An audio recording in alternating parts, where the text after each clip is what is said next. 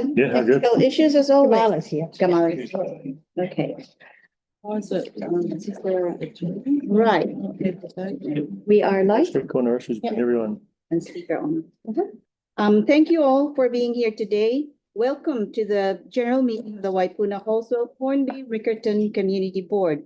Now, this meeting is live streamed and recordings will be available on the community board's YouTube channel. If you're sitting in the public gallery, thank you all for attending. We welcome your interest in our discussions. Please note that the public gallery should remain quiet during the meeting, unless we ask you to come forward. Now, toilets are located in the corridor outside the meeting room. In case of an emergency, please exit via the door at the back of the room. There's only one, and there are 2 staircases to exit the building. Please follow staff directions in the case of an emergency.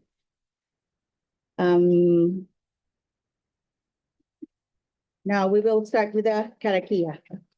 We all please stand.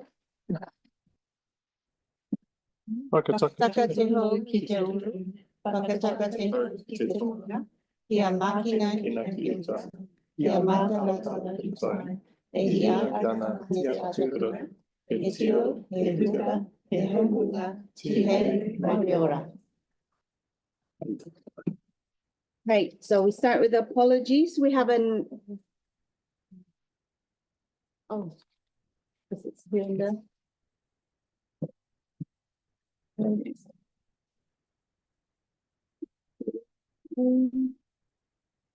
I'm missing just one.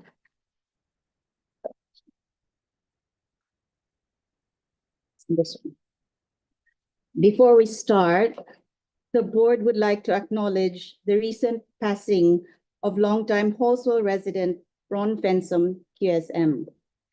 Ron fully immersed himself in the local community as a founding member of the Halswell Residents Association, the Halswell Lions Club, and the Halswell Probus Group, together with involvement in the JCs, Templeton RSA, Halswell Scouts, and the Halswell Domain Users Group. He was a tireless campaigner for many projects, including the Halswell War Memorial restoration, the extension of sports fields in Halswell Domain, the retention of the former Halswell Library for community benefit, and the Wigram Air Crash Memorial.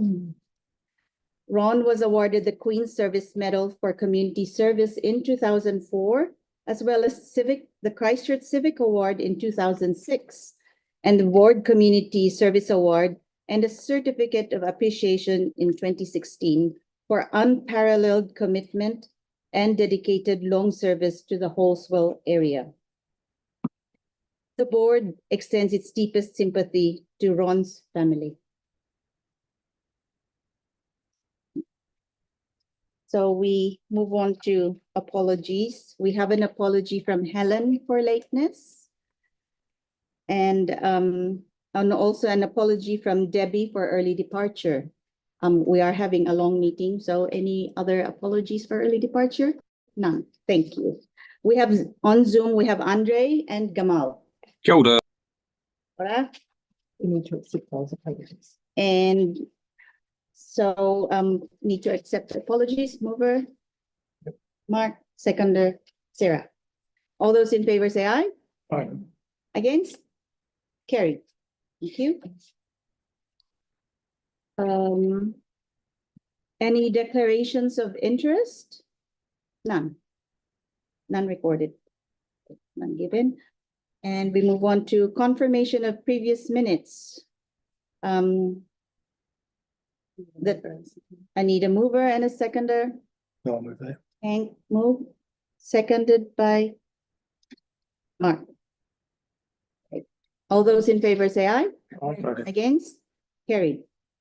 Now we move on to the public forum. Before we go on, just some housekeeping rules. So we have a long meeting ahead of us. As you can see, we have a full gallery here. Those on Zoom, we do have a full gallery here. So we are going to have a long meeting. And so I would appreciate it if everybody sticks to their allocated time. For those on public forum, speakers may speak for up to 5 minutes. No more than 2 speakers can speak on behalf of an organization during the public forum. I would like to emphasize that presentations must not criticize elected members and or staff, be repetitious, disrespectful, or offensive. And at the conclusion of the presentation, and if time limit hasn't expired, the chairperson may allow board members to ask questions of the speakers. And questions will be confined to obtaining information or clarification only. No debate or decisions will be made at the meeting on issues raised during the forum unless related to items already on the agenda. The meeting may also call for a report from staff. And that's only for the public forum. So we start with Luke Chandler. Welcome, please come forward. Luke is here to address the board regarding Taro Avenue in Saltburn. I do have some photos. All right. Yes. It is double-sided, so I'll start on the attachment 1 side. Thank you. I'll start that one. Oh, I'm familiar with the Taro Avenue.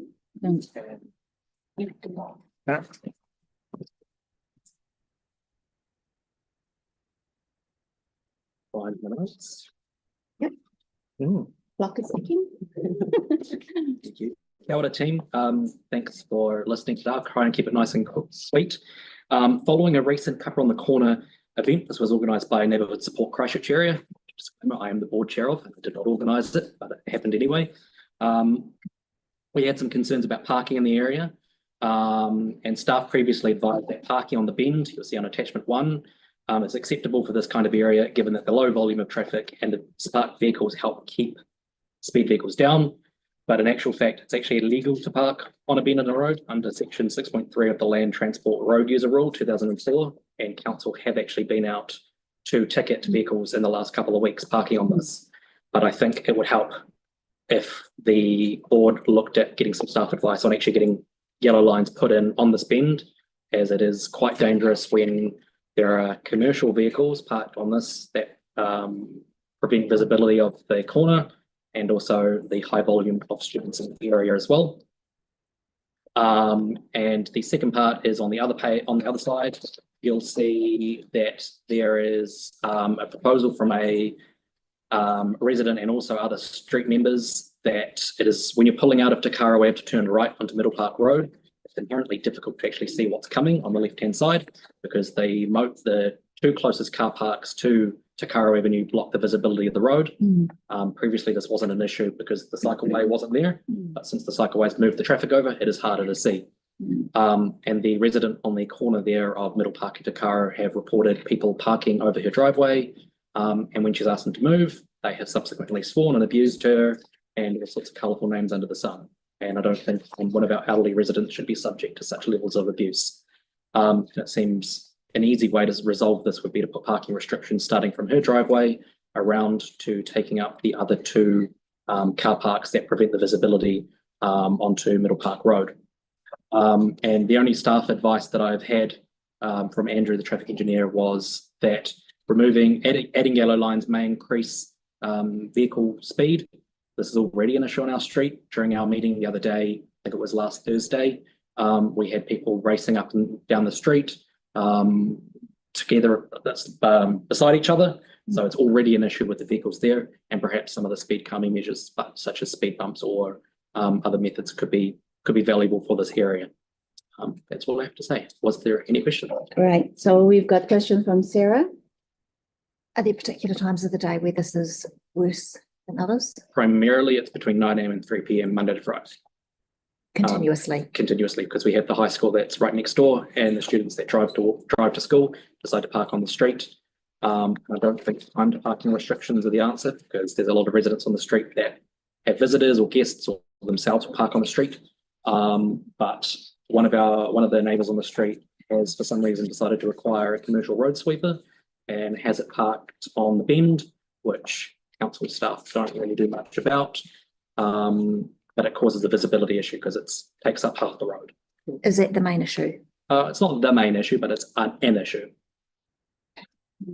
Anybody else? Debbie? Oh, no questions. I'm just wanting to make a suggestion. Yes. Just suggestion for the board then to well, I mean, it looks pretty dangerous. Can we put in yellow lines where there are yellow lines drawn? We can ask staff to. Yeah, to and start look report into on it. that, and for line of sight on Middle Park Road, so that when they turn right out of Takaroa Ave, the line of sight is improved by removing 2 car parks and putting some yellow lines there. So I think, yeah, if the board agrees, we will ask staff for, to look into this at advice and, right, get 30 seconds. The abuse that was given to the lady at number Yep. 81, Yep. was that somebody in a school uniform or? Yes. Okay, And the school decides that that's not their responsibility. you talked to the school about it. They've been spoken to by a number of residents, and their kind of opinion is it's not our problem. A number of residents along Middle Park or? Both Middle Park and Takara. Okay. Great, Thank you very much. thank you, Luke. All right. Thank you, Luke. Thank you. And All thank you, right. Debbie, I appreciate that. So what I've got here is that the board will staff investigate and provide advice on the possible imposition of parking restrictions on the bend of Takaro Avenue and around the bend of Takaro and Middle Park. Right? So it's through is that the south, that's the south side? Is that the south side, Luke? Of Middle Park. Tekaroa and. Attachment 2 is directly adjacent to the retirement village and St Thomas's, Is that the south end? which is So it's just, Attachment 1 is Takara Avenue itself, at the end, with yellow lines on both sides. And attachment 2 is Middle Park and Takara Avenue. so that's the south side? Yes, That one and this one. Yeah. that's correct.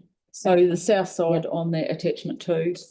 We'll send them the, Yeah, lovely. thank It's an you. individual copy of that, actually. Thank Oh, you. yes, Thank you, please. Thank you. Right. Right, next we have Halswell Residents Association. So we've got Adele to talk to us about Halswell Quarry Park Management Plan and board processes. Welcome, Adele. Hi, thanks. You know Mary. everybody. Yeah, I think I know everyone. Thank you, guys. We previously discussed with the community board about the possibility of a playground in the Halswell Quarry. We're still waiting on a report that Debbie Mora was asking about. But from the information that Bailey has provided us, we would like to ask 2 things. One, under the existing Halswell Quarry Management Plan, on page 16, under Public Use Recreation, point 9.5, investigate sitting old farm machines in several locations around the perimeter of the picnic areas to complement the natural play of children, such as tractors or wagons. That's actually in the 2009 report. Or management plan? In the management plan. So how can we see if that's possible, getting some tractors or wagons or things put into picnic area under the existing plan? But specifically, we note that the Halswell Quarry Management Plan was last reviewed in 2009, when the demographic and population of Halswell was significantly different to what it is today. The area around the quarry was far more rural, and there were large areas of paddocks in 2009. And today, most of those paddocks are subdivisions with houses. So we know that City Council will be doing a review of the playground network coming up in this year. But before the quarry can even be considered as a location for a playground, we're going to need the Halswell Quarry Management Plan to be reviewed. So how can we start that process of getting the Halswell Quarry Management Plan reviewed? it's an Andre question. You want to respond, Andre? Staff question. Yeah. Staff, really. Let's stop. Staff. Well, we can do a request of staff. We can- Yeah, Yes, please. I think so. So the board agrees, we will Yeah. request Just staff to look into. Because like you review. said, and I thought it was a report, but it sounds like it was an email. down the track there. So, yeah, absolutely, a good idea for review after such a long time. Yeah. So it would be good to actually get a report. Yeah. A formal report Yep. to see what they want Okay, to do in that So area. we can only ask for. we can only ask for advice. Yeah. For them, Yep. yeah.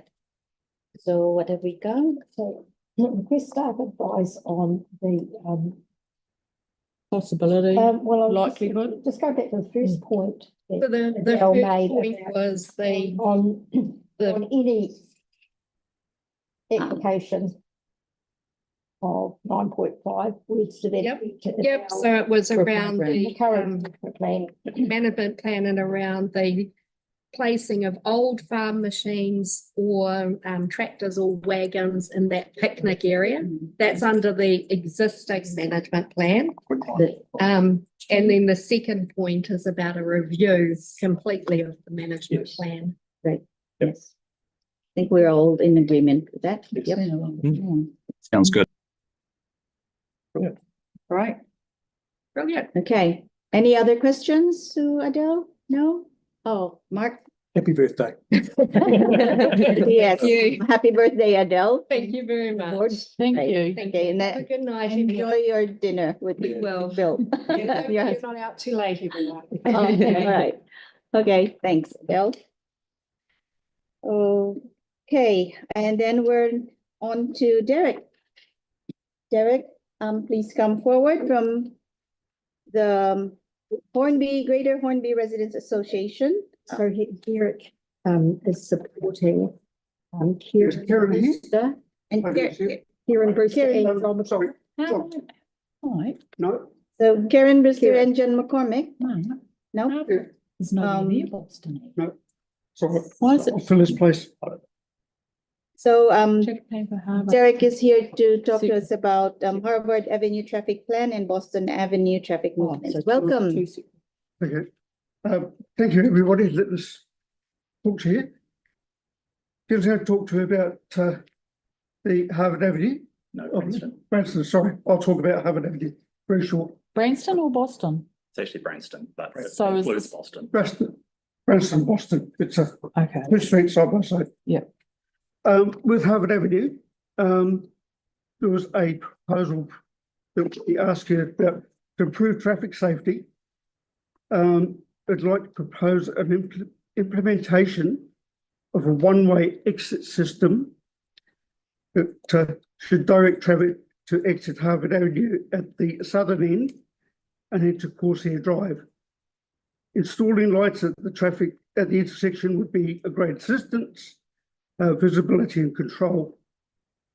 Additionally, implementing a 30k speeds restriction will create a safer environment for the traffic and the residents in the area, effectively reducing the risks associated with two existing exits onto Springs Road and Main South Road, which are part of State Highway 1 and a 60k speed limit. Really check out what's there. There was a couple of other sections, but he's got here. The other one, last part of it was with driver's licensing, incorporated driver's education in school curriculums. But I don't think that's a board decision. So you're talking about the corner of Harvard in Springs. Yeah, there's an exit from You mean Harvard and Main South? Main South, With Yeah. a planners. and then you've got, it would be Corsair Drive coming out on Springs. Yep. I'm reading notes. Yep. Yep, that makes sense. Apparently at a recent event they had at the Air Force Museum, they implemented a one-way traffic system. Okay. The local security force, I think, organised that. And apparently it ran very smoothly, getting the traffic out of the. So that's my little part. I'll pass over to Kieran. Can we refer that to staff for advice? We'll I'm still Finish. lost about the corner there, so. finish the presentation first. Goes on Main South Road. That corner there. Yeah. you Sure, got- title. My name is Kieran Brewster, a 12-year resident of Branston Street in Hornby. Situation with Branston Street, of course, is it's a mixed industrial residential interface area, with the northern end of Branston Street being predominantly residential. Terracat across the road are decamped, mostly primarily out of there now. It's a local road, so by definition, not intended for use as a through route. However, it is subject to be a heavy traffic shortcut from Halswell Junction Road through to Amy's Road 24/7. This causes huge disruption to sleep and enjoyment of private property. Amy's Road is classified as minor arterial, and it's possibly the shortest minor arterial road in the city. Certainly not an intermediate journey by classification. It doesn't connect major arterial roads, and it wouldn't be neighbourhood defining. It's just Hornby. Hornby South School is now re-established on site, and housing intensification now exists on Amy's and the medium density properties. And the ex-Terracate site has been consented for housing intensification. So more and more people are living in the area. So you've got 13, 12, 10 seconds. Heavy traffic is an issue. So basically, we'd like to have Amy's Road looked at for reclassification to a collector road to allow for heavy traffic restrictions put in place to stop Branston Street being used as a 50-ton highway. All right, great. As a what, So- sorry? 50-ton highway for trucks. I've got Tyler. G'day. G'day. So you've come in and talked to council before, and I think I remember seeing you at Hereford Street. Yes. Cool. And has there been any changes around signage or anything of the sort? The signage for the prohibition for timed entry has gone up. The burnout activity has just moved past that onto the intersection of Branston and Halswell Junction Road. Okay. All right. I'm keen to see how we can help, but I'll leave that to Mark to. So Mark, what was your suggestion? I was just going to see if we can get these matters referred to staff for some advice, please. Yeah, the two. Yes, okay, It's a headache so, and a half for every neighbourhood. Yeah. okay. We'll both. You- No, I'm not.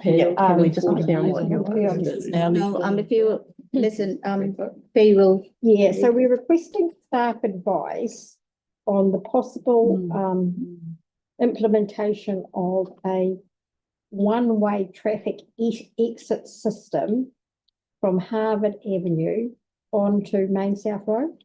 So, is that Correct. Okay. so you're talking left out, Left out over.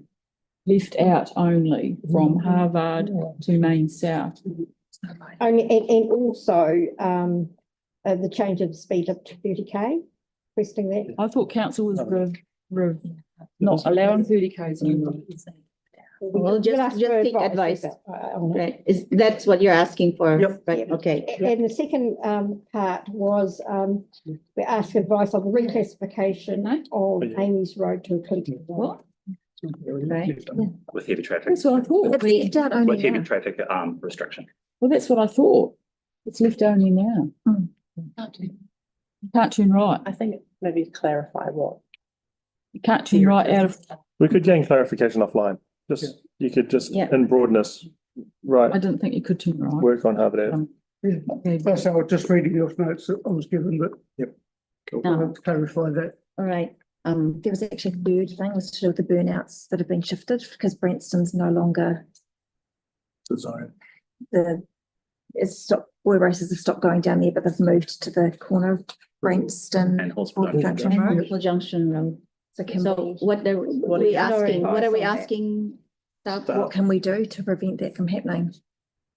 road calming measures, maybe? Can we? Well- institute You can't because of Further. the classification of the road. Oh, So you can ask in broadness around ways to alleviate heavy traffic issues and antisocial behaviour for Branston Street. ways to alleviate. Does that sound like it's sort of doing a whole lot? Yeah. And in terms of Harvard Ave, just ask for further work. Or With the GHRA. does that sound right, Chris? Got it, okay? Yep, antisocial, and heavy traffic, And heavy traffic impacts of heavy traffic. at on the, residents. at the T junction of Branston and Halswell Junction Road. In the length of Branston Street. Thank you. Branston. Yeah. So it's the Yeah. heavy traffic on Branston Street. Branston, yes, Branston. As long as staff has a picture. As an association, I have one quick last request. For the last 5 or 6 years, we've been waiting for a traffic plan for Hornby. Oh, is that part of the master plan? It's coming up later on the agenda. Okay, thank you. Thank you. Thank you. Cheers, guys. Oh. Thank you. And so next we've got Garth Wilson, who's a local resident of Riccarton. Come forward, please. Welcome, Garth. And you'll know everybody. Okay, I just want to mention 4 points. In November, I raised a number of questions and the board decided to adopt those questions and send them to management. So far, there has only been one answer an answer to one of those questions, and the answer is a fail because it did not address the question. Okay, so they answered a question that they made up themselves. So this isn't working, and so I think there needs to be a meeting of the 3 councillors.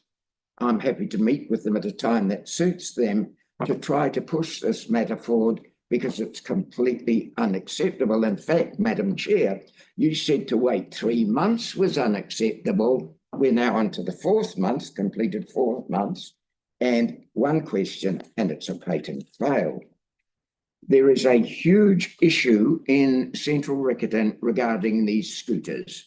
And I've spoken to our councillor about this. People may not be aware, but there are new Oriole scooters and they are being driven in a reckless way by teenagers on the footpaths of the Central Riccarton Riccarton area, Central Riccarton shopping area. They are being dumped anywhere. Oriole are not collecting the scooters at night. So it took, I sent a letter to the chief executive and also to the mayor. Neither responded, so I put in a complaint about their failure to respond. I got a letter back from the management, and again, it's a total fail. It doesn't address the issues. Minister Mahuta, when she was Minister of Internal Affairs, sent our association a letter saying it is a legal obligation of council to have a duty of care to its residents. I can produce the letter if you want me to. The council is not exercising its legal obligations because it is trying to push the responsibility onto the scooter company. It clearly rests with the council. They awarded the contract to Oriole and they are not monitoring the contract that was awarded. This is another example of a failure to have quality control in the city council. This is dangerous. One of these Oreo scooters, they hit a person and they fell over and hit their head on the pavement, they'd be brain dead. No teenagers should be, I'm talking about people under 15, should be riding these scooters. It's a fail by Oriole, but even worse, a fail by the city council. They're in breach of their legal duty of care. And I'd ask the city councillors to address this matter as a matter of urgency and not wait for somebody to die because of this crazy slalom riding of Oriole scooters. Okay, that's my second point. And again, if we could meet with the councillors. Now, I'm really frustrated the way the meeting began because you said without any apologies, and then you said on Zoom. What evidence have you that people are on Zoom? Have you seen these people? Yeah. They are both on Zoom? Here. Yes, there you go. This is I can give you some verbal evidence as well. with a Kelda as well, I think was my At the favorite. November meeting, which I spoke on these issues, somebody was supposedly on Zoom, and 3 times the person was asked to turn the microphone on and didn't turn the microphone on and didn't show a face. I believe that what should happen at the start of the meeting, it should be really clear that every person who claims to be on Zoom is actually cited on Zoom and the microphone is going. This is really important to the Riccarton ward because now we have a councillor. Basically, for 3 years before that, we didn't have a councillor. Right? For 3 years, we only had 1 board member. Basically, only 1 board member. And this is very wrong because salaries of over 25,000 and 54,000 are going out in payment, and our ratepayers are paying for this. And it is extremely wrong. So this is my suggestion. And I think I show you a we've run out photograph. of time. Well, I don't think this is going to take long. I'll ask the board, are you okay? Right. Yeah. This is a photograph of the voting at the United Nations General Assembly recently on a motion, a Russia-United States joint. Here is the voting at 190 countries, and it's a photograph of the voting. There is no indication on the minutes who voted for various motions.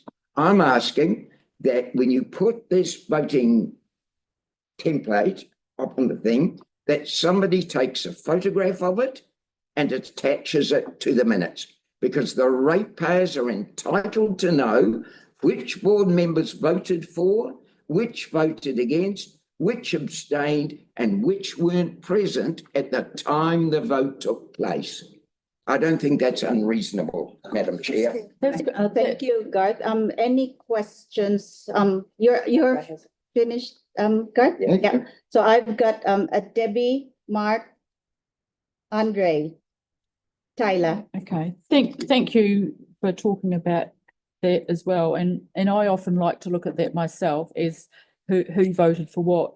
But that only comes up, or the question is, are you aware that only comes up when it's asked for around a relevant meeting? Then it's called a division. So unless a division is called, then people's votes are not noted, recorded. Or people can vote. So are you asking that it's recorded at all times? Yes. It'll be a When there is a motion. So that comes down to the standing orders, doesn't it? Yeah, it's an overall council system. So that I got an update about that later. okay. So sorry, Mark, Tyler put his hand first That's fine. earlier, so I'll have Tyler. Cool. You- Yes, I am finished, but I hear where you're coming from, but it's only called understanding orders, but you're going to update us on that, Tyler. That's only recorded when it's asked for by any member of the meeting. Well, I'm asking for transparency. Right. I've got Tyler, then Mark and Andre. Cheers for coming in, Garth. That was phenomenal. You're spot on. I just want to firstly, just for public knowledge, address 2 of those points. One of them is just updates. One of them is around the transparency part, and that was a great point. So Wellington Council, one of the positive things about that council is they're doing a transparency tool where you can see exactly that. Councillor Templeton has asked for that tool to be implemented in Christchurch after 2026. She did it into the long-term plan.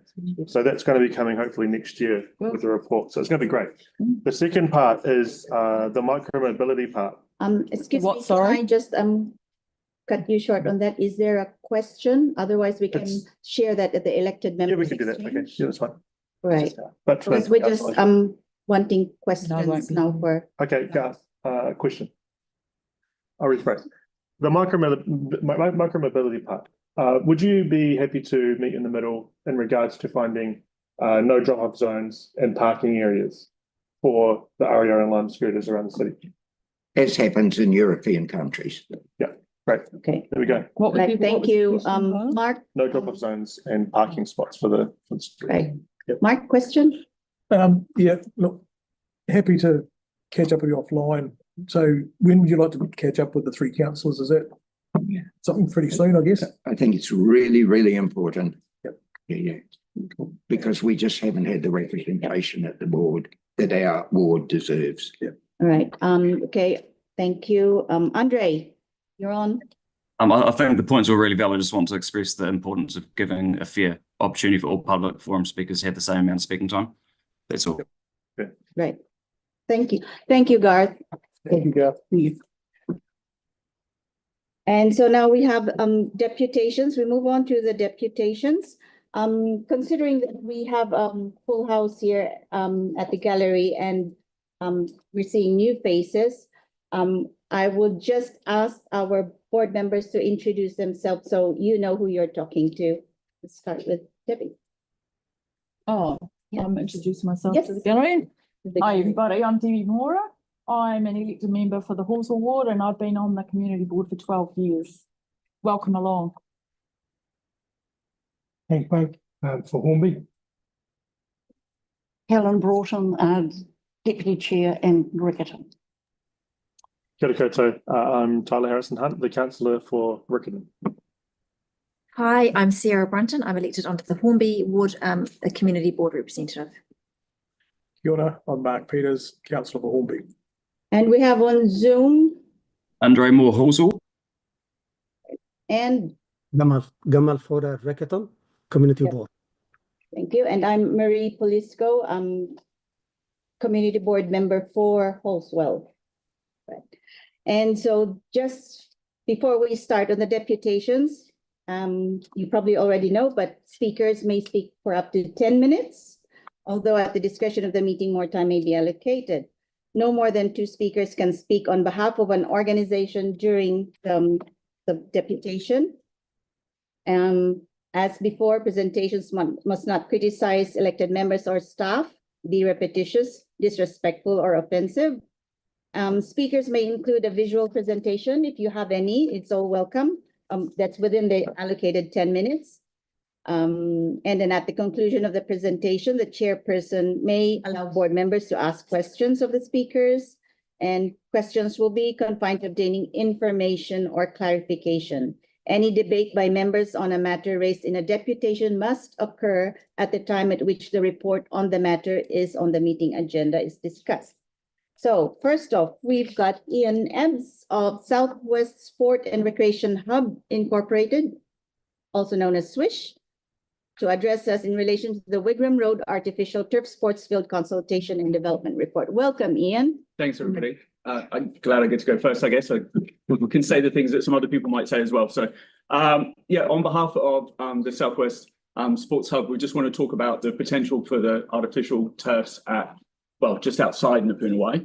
And I just wanted to say that we think it's a fantastic idea. We spoke to council asking for this in the Sports Network plan. It's fantastic to see that this potentially could be the first location of maybe up to 6 artificial turfs around the city.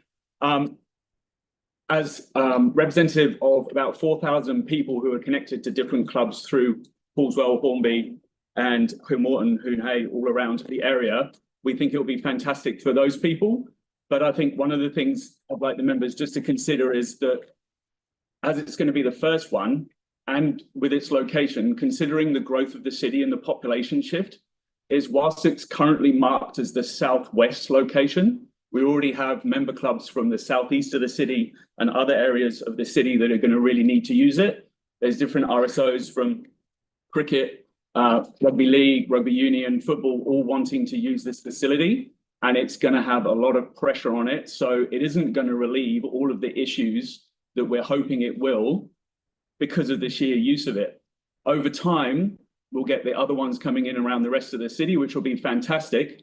But one thing to consider is this potentially may end up being a central location, and you may need a further location in the southwest to be able to accommodate all the people that are moving into this area, getting older in this area, especially the youth demand, and we've got a lot of young families at the moment, and they're going to get older and they're going to need these facilities like this. So yes, please make this happen now, but consider the future and consider the demand for what will come. Okay. That's it. Thank you, Ian. Questions from Helen So and Andre? Ian, is it? It is Ian, yes. Yeah. Do you have concerns about the parking? Not necessarily. The parking, I feel, is a separate issue inside of Napunawai and the way that that is organised, and that's a whole nother conversation that should probably be had around how that operates, because what we hear from our members is that they can't use Napunawai properly because of those restrictions. That being said, this is something else that we're talking about that's just outside. It has its own parking provision. The fact that it's in that industrial area means that people can park in areas that would be used during the day, but probably when this area is going to be used the most, there's going to be parking space, and they're going to be on that side. A lot of the stuff that happens in Napunawai is happening nearer to the netball centre and the athletics, and the parking there is different. But I would say that's a whole other conversation that needs to be fixed because people can't use Napunawai properly. I know. Thank you. Thank you. Andre? Thanks, Ian. That's really helpful. You've actually just answered my question as you continued, but I've got a couple of things to add to a resolution here today as part of the meeting that may help us clarify some of the points you made. So thank you. Just one other point is that one of the things in the Sports Network plan talks about multi-use games areas. And I think if you see in the report, they suggest that Paul's Old Domain was one of the areas that was suggested that could be used. Paul's Old Domain, the quality of the fields there, as Andre's more than aware, is very poor. That's been highlighted by Mainland Football and the council. And I think there's a really good opportunity talking to rugby league, talking to cricket, talking to softball, talking to all those codes that use the domain and football. We've got an opportunity potentially for a multi-use games area on Halls Old Domain, which could fix a lot of problems and would be used a lot of times. There's already provision for lighting there. So one of the issues was talking about lighting. Halls Old Domain already has lighting and the residents are already there, so it wouldn't affect anybody. Halls Old Domain already has a huge amount of car parking with the parking next to the pool or the library or on the outskirts of the domain itself. So I think in future, if we could get something there as well, then that again would fix some of the problems that this isn't going to fix because it's going to be used so much by all of the different codes from the city. Oh, thank you very much. No more questions. Thanks. Next we have Angela Pryor and Jacinda Valentine on the same topic. Welcome, right? And they are from Christchurch Netball Centre. Both of you, right? Kia ora, I'm Angela Pryor from General Manager at Christchurch Netball Centre, and Jacinda Valentine, who is our Relationship Manager for Mainland Netball and Netball New Zealand. So I guess just to start, we just want to make our position clear that we're not opposed to the sports turfs or other sports. In our role, we are, I guess, responsible for administering netball across the city, and the home of which is now located at Napunawai. Within our facility at Napunawai, we are also host to 10 other sports. So we do represent more sports over and above netball. So just want to make that position very clear.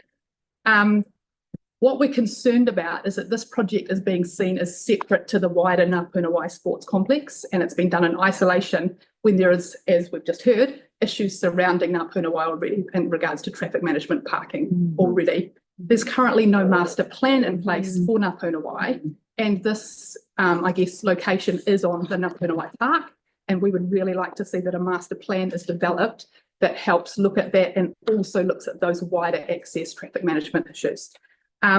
We've been quite negatively affected over the past year, our first year running our at our sports facility, by those parking issues, and as a result, we've actually had to remove some of our games back to Hagley Park because we can't maximise the facility to its potential.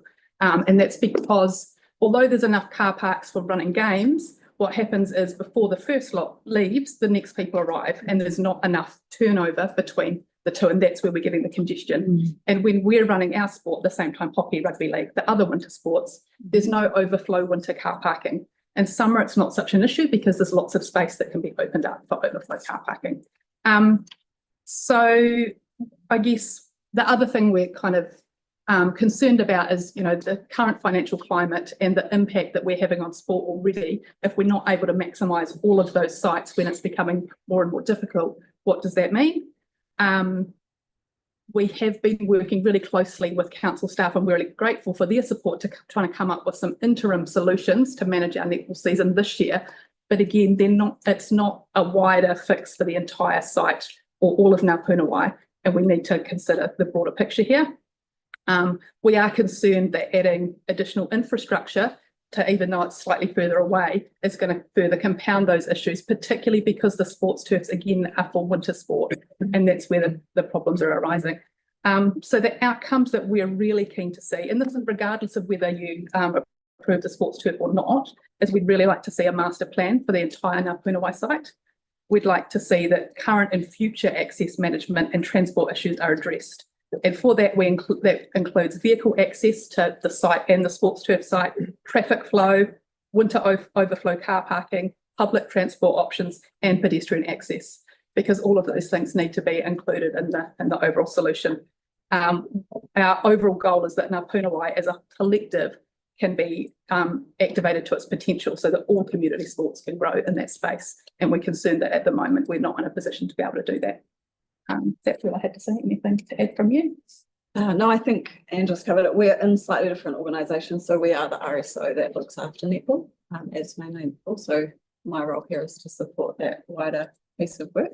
And we are doing some work at the moment with council around the provision for netball across Waimak, Christchurch and Selwyn currently. So that'll give us a bit of a picture in terms of that network of facilities as well. So that's just an FYI that that's happening.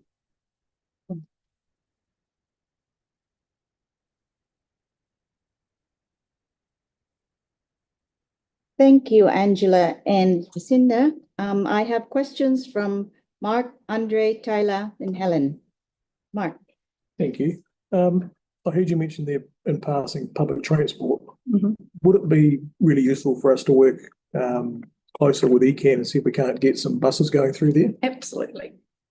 Very good. I'll refer that to staff, see if we can't get some action that way. Thank you, Mark. Andre. Yeah, we've had a community meeting at Ngā Punawai with ECAN before, and someone was there promising us a route review that unfortunately never happened, but hopefully we can change that. My question is your understanding that these turfs wouldn't open until there is a new entrance and exit at Wigram Road for Ngā Punawai? I'm unsure.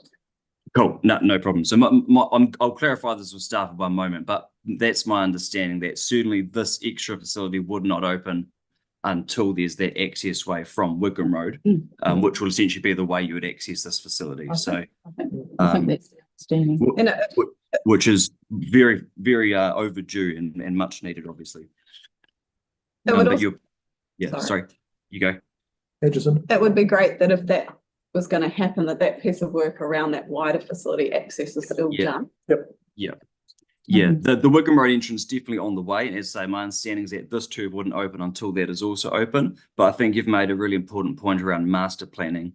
So I'm just whipping up some extra wording that may be useful for exactly that. I think it is overdue because since Ngā Punawai was originally done, the situation's changed 100 times over. So yeah, it's a really important point. Thank you. All right. Thank you, Andre. Tyler. Kia ora. I'm just really interested in the talk around capacity, particularly the in and outs of the car park. And in the wider form of things, when Parakiore is built, is netball going to be utilising that space, and will that change the capacity of the traffic going in and out of Ngā Punawai? At the moment, our lease at Hagley expires next year. And we are working with council to come up for a resolution for that. Ngā Punawai alone, and probably the allocation we will get at Parakiore, will not be enough to cater for the current and future needs of netball. I see. So yes, we may move some, but it's likely to be that it is games that are being played at Hagley, not Ngā Punawai, that move into Parakiore. But the allocation for Parakiore has not occurred yet. Okay, so that's the net. So that at the moment it's the Netball Centre and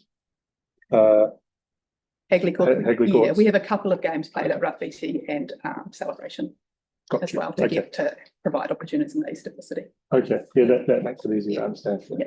And that's that piece of work that we're doing at the moment around the provision for netball across the city Yeah. because of the Hagley application. And we're definitely working with council. Yeah, okay, cool. Sweet. Thanks. All right, thank you, Tyler. Helen? Yes, I remember asking a question a couple of years ago. I'm not sure who was at the table. But is there a manager who's managing it? I think I asked that question a couple of years ago. Has there been an appointment of a manager to work with all sports to find suitable times and places, or are you just doing your own thing as best as can? At Ngā No. Yes. Oh, it's a tough question. There is an operations leader at Ngā Punawai that is a staff, a council staff member, that works collaboratively. And they, you know, that's when I say we've been working with staff and they're helping us come up with temporary solutions. The person there, is Yes, it, on yeah. site? Okay. Yeah. No. So I think it needs a master plan. I agree. Any deliberations about this will be at the report when it's presented at this meeting. Thank you, Angela and Jacinda. Thank you. Great, Thank you. Thank you. Next, we have Mark Duff, local resident, to address the board on the same topic. Here he is. He's the man. Welcome, Mark. Thank you. I just hope you'll give me a wee bit of leeway to, because I was going to do a public forum on Boston Avenue as well. And that part of that looking into is putting traffic lights down the other end on Halter Junction Road, which would encourage the trucks to use that intersection that they currently don't use because it's very hard to get out of. So they go up to Amy's Road. I just wanted to thank also, before I start, the staff and some members personally for the empathy and kindness shown towards our family over recent weeks. It's been greatly appreciated and really felt. So thank you very much. I personally don't oppose the turfs going in. I mean, everyone knows they're needed. I seriously question where this one's going first, being the first turf. And I'd like to see them really robustly debated at City Council level, because it's a citywide policy and it's a shame, I think, that it's being debated at a community board level. And I'd like to see a list, I don't know if there is one out there, what the plan list is, where they're going to be in the city, because I know there are some councillors in the east that are shocked that the first turf is not going in the east. It does nothing to silence the squeaky wheel of the residents in the east, that they're often mistreated or not looked after, and that we tend to get everything out our way. And also, I think we have one of the best training facilities in Christchurch and Warren Park for football as well. And I know that when games are cancelled, Warren Park is used a lot. I think residents around the Punawai need a break. The facility is largely used as a winter facility. We have league out there, we have hockey out there, we have rugby out there, and we have netball. And now we're looking to add another winter code into that facility. And you all hear from residents out there about the traffic and the impact on the parking. We've already heard today that parking's already an issue there. I heard Andre say about addressing the ins and outs. But I really think we need to get that right first, and maybe the second turf goes into Ngā Punawai when those facilities are actually, for the infrastructure is around to support a turf. I just think we're putting so much out there. And we've already heard one of the earlier speakers talk about the pull this facility is going to have from drawing other people into the Halswell area. So once again, you're going to add to the traffic and you're going to add to the parking. So my message is I'd really like to see these facilities debated at a city council level in terms of where the locations are and that list of where they're going to go from maybe 1 down to 5. That's all I have to say. Thank you. But I certainly agree that we do need the facility. Thank you, Mark. I have questions from Debbie. Well, good point, Mark. Thank you. That perhaps discussed at council level. We have transferred prior situations like Church Corner, etc., over to council to debate. Question is, can we as a board transfer that to? We already have debated it. Hey? We already have had it go past our table. Yes, I know, but decision making, I think Mark's referring to. Even though you've debated it. Just some question to Mark, please. Just for clarification. So I'll raise it up at the report. Okay. Yeah, when the report is up. Any questions to Mark? Yep. Andre, and then Mark. Well, I guess my question is that it has come through a process to get this far.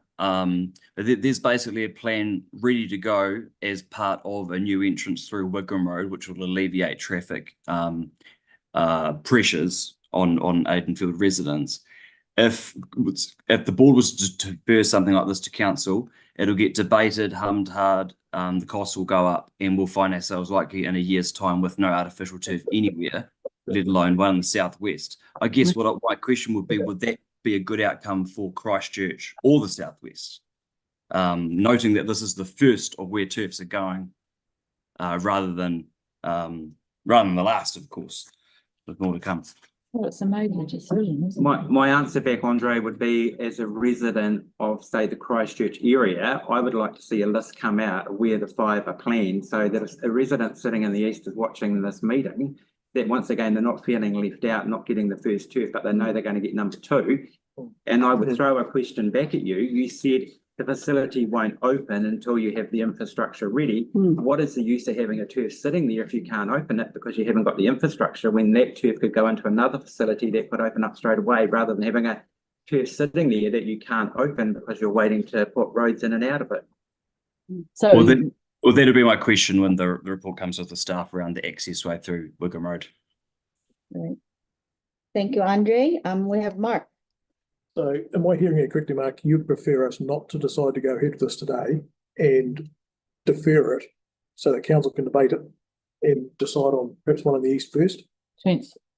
It's more, I don't know if there is a list, but I haven't seen a list of where they are planning to put, and I think it would be good to come out with a top 5 to alleviate with residents the concerns that once again everything's coming into the west. I know we're a growth area, but I'm also aware that football is very popular over in the east. Yeah, there's a sports field network plan that staff probably talk about in the item. So my question is, if you're happy to see the list, but if we go ahead with this one, will you be happy to see the next 4 down the list? Yeah, my only concern is if we open up the facility, but we can't use it because we haven't got the infrastructure ready to go, and we've got a turf sitting there that don't come cheaply, and I know that more than anyone, that you have a turf sitting there not being used that could be built in the east straight away and being used, and then maybe Tapuna-wise number 2 to give that time for that infrastructure to be put in place. Honestly, you hear from the other codes the stress on the parking already at that facility and from residents around that facility. Okay, another question from Hank and then Debbie. So what we're after then is a master plan of Christchurch, of where these facilities are going and the infrastructure around them. That doesn't sound too complicated. No, I just think of transparency with the residents where those turfs are going in, and some reassurance that if the first one is going into Napuna, it's not going to sit there for a year while we get the ins and outs of the roads sorted out. I'll bring it up in Cynthia's. Yeah. Thank you. Debbie. So Mark, what I'm hearing from you is that there is somewhere ready to go in the east? I don't know that. I'm pretty sure they could find a ground that's not draining well at the moment that could easily put a turf on. Yeah. Anybody else has any questions? No, we approved it already though, in terms of the plan itself. I'll send it to Mark. No worries. Okay. All right. Thank you, Mark. Great. Thanks, Mark. Cheers, Mark. Next up, we've got Tony Smile of Canterbury Rugby Football Union. Welcome, Tony. Been here a couple of times in my past. Kia ora, everyone. Canterbury Rugby supported the proposal to build 2 artificial surfaces at Wigram.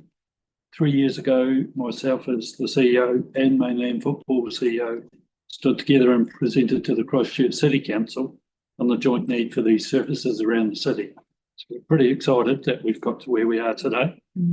Our pitch was twofold: participation demand. All sports are growing. How do we accommodate that growth? The greenfields are harder and less readily seemingly provided with our population. In the state of the sports grounds generally around Christchurch and their ability to deal with wet weather. And the council themselves noted that our grounds are generally below average compared to the rest of New Zealand. Artificial surfaces unaffected by the weather 10 times plus the usage that a normal green space ground will get, cost efficient compared to their upkeep as well. So for rugby, football, rugby league, biggest users of the winter green space, we all support, and it's a no-brainer, and we congratulate council on taking these first steps around the city for all our sports participants now and in the future. We put our trust that council staff will find the most appropriate place, consider the environment and parking and all the other infrastructure that's required before that proposals come forward here today. Privately, in a volunteering capacity, I'm on the board of South West Sports Hub also, which supports and advocates as a collective for sport and rec users in our area. Our first project is towards basketball, despite none of us as board members being affiliated to basketball. We're genuinely looking towards our community needs collectively. I've been in Halswell 20 years, coached my kids through cricket and football, despite being a rugby man. It's taken 15 years to get all the sports together to working together in the area. I've been at all those meetings over that time, and it's absolutely fantastic to see us finally, we're up and running in the Southwest. What I'm trying to reinforce here, all of the major sport users of green space are working together and supporting the artificial surfaces, both at a regional sporting organisation and at a local level. We set aside any individual concerns for the betterment of our sports and hope that you as the community board will support us by approving the recommendation. We're pretty pumped on not, needs to be more of these. Yeah, cool. Thank you, Tony. I have questions. Who got the hat first? Helen, and then Mark, and then Debbie. So you're comfortable with the fields going as planned? Yes, absolutely. Okay, thank you. Mark. That was exactly my question, so we'll hopefully get a chance to crack on. Quick as you can. Debbie. Yeah, thank you for that, for your support on that. So with what has been presented before tonight, is traffic and infrastructure an issue for you? Do you foresee that being an issue for you in your codes?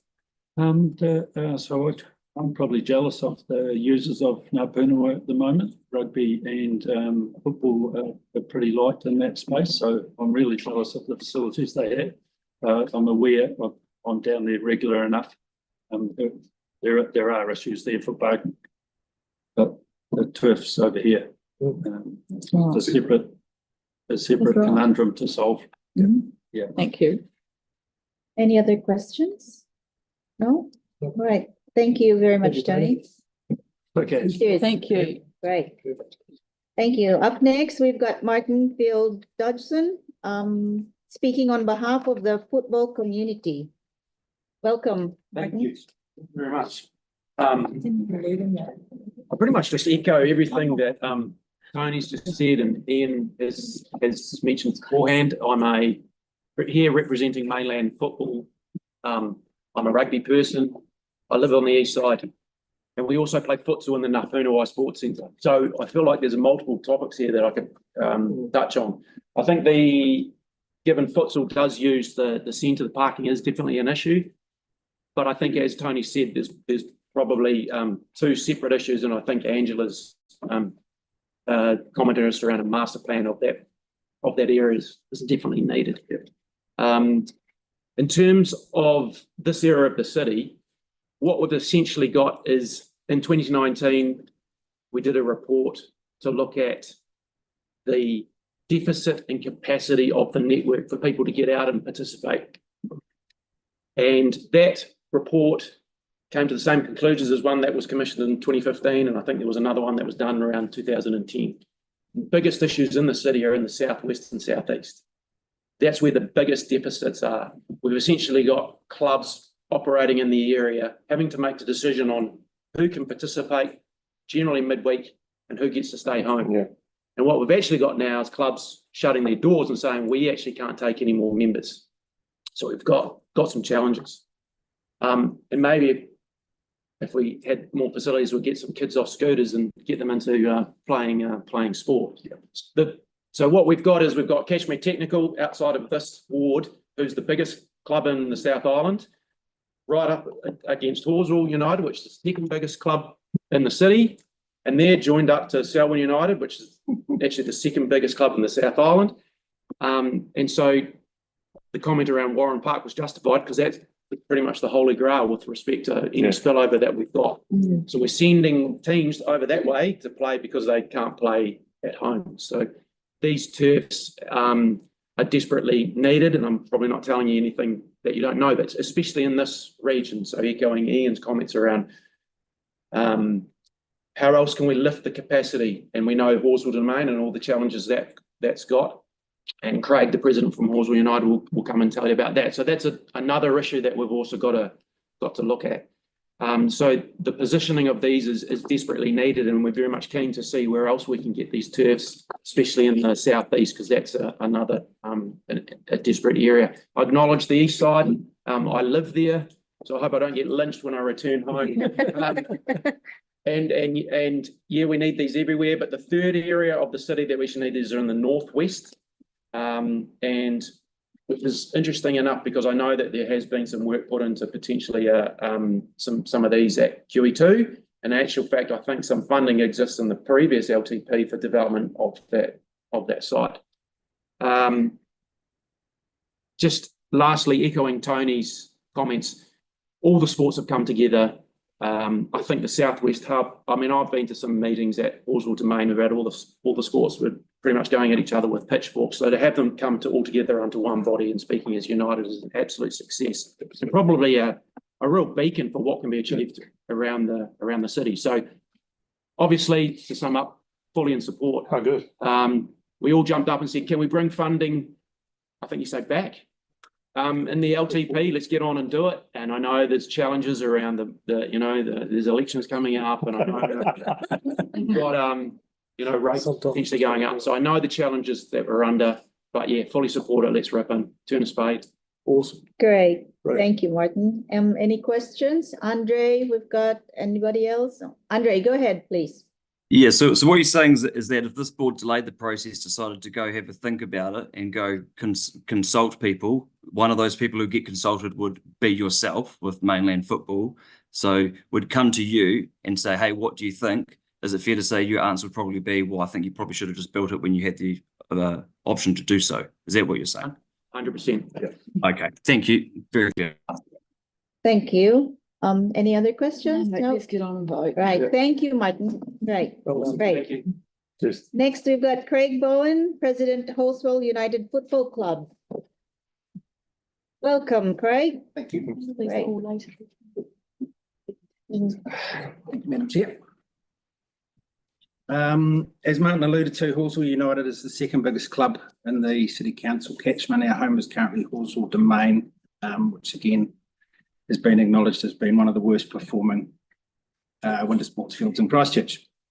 We are one of less than a handful of football clubs that still maintains a fully functional club rooms on its sports fields, which provides significant benefits to our over 1,000 members, as well as other sports. So we lease that to cricket as well through the summer. Firstly, let me say that Horswell United are supportive of this proposal. However, it comes with a caveat that we don't want this to be the only one in the area. What I want to do is to take a little bit of time to sort of point out a couple of things in the Sports Field Network Plan that Council adopted last year, and just put it to the board as to whether, if this is to be the only one, as to whether it meets the requirements of that Sports Field Network Plan. Goal one in that is play where you live, which is around delivering a local community-based sports network field that can be easily accessed within 1 kilometre or 12-minute walking distance of all homes by those that want to participate in junior sport. It also talks about prioritising investment in sports fields within walkable catchments. So that's one issue I'll put out there. The proposed site is at the north end of the Sports Field Network Plan's southwest sector, as Ian and others have mentioned. So with the Sports Field Network Plan divided into 6, so this is at the northern end of that. Growth, as you're aware, in the area will continue south, i.e. southern Horswell and Taitapu. So the further, well, in future, growth is going to be away from this proposed location.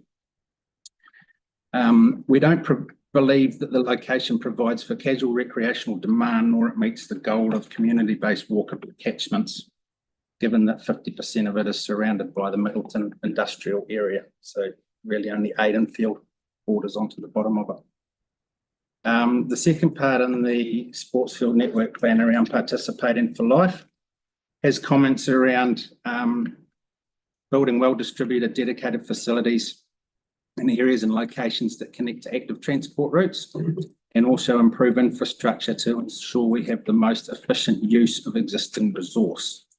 Again, we don't believe that this location, if it's the only one in the southwest sector, is best suited for the current demand or future growth, nor does it connect with the best available active transport routes in the district. And it doesn't obviously improve any existing infrastructure.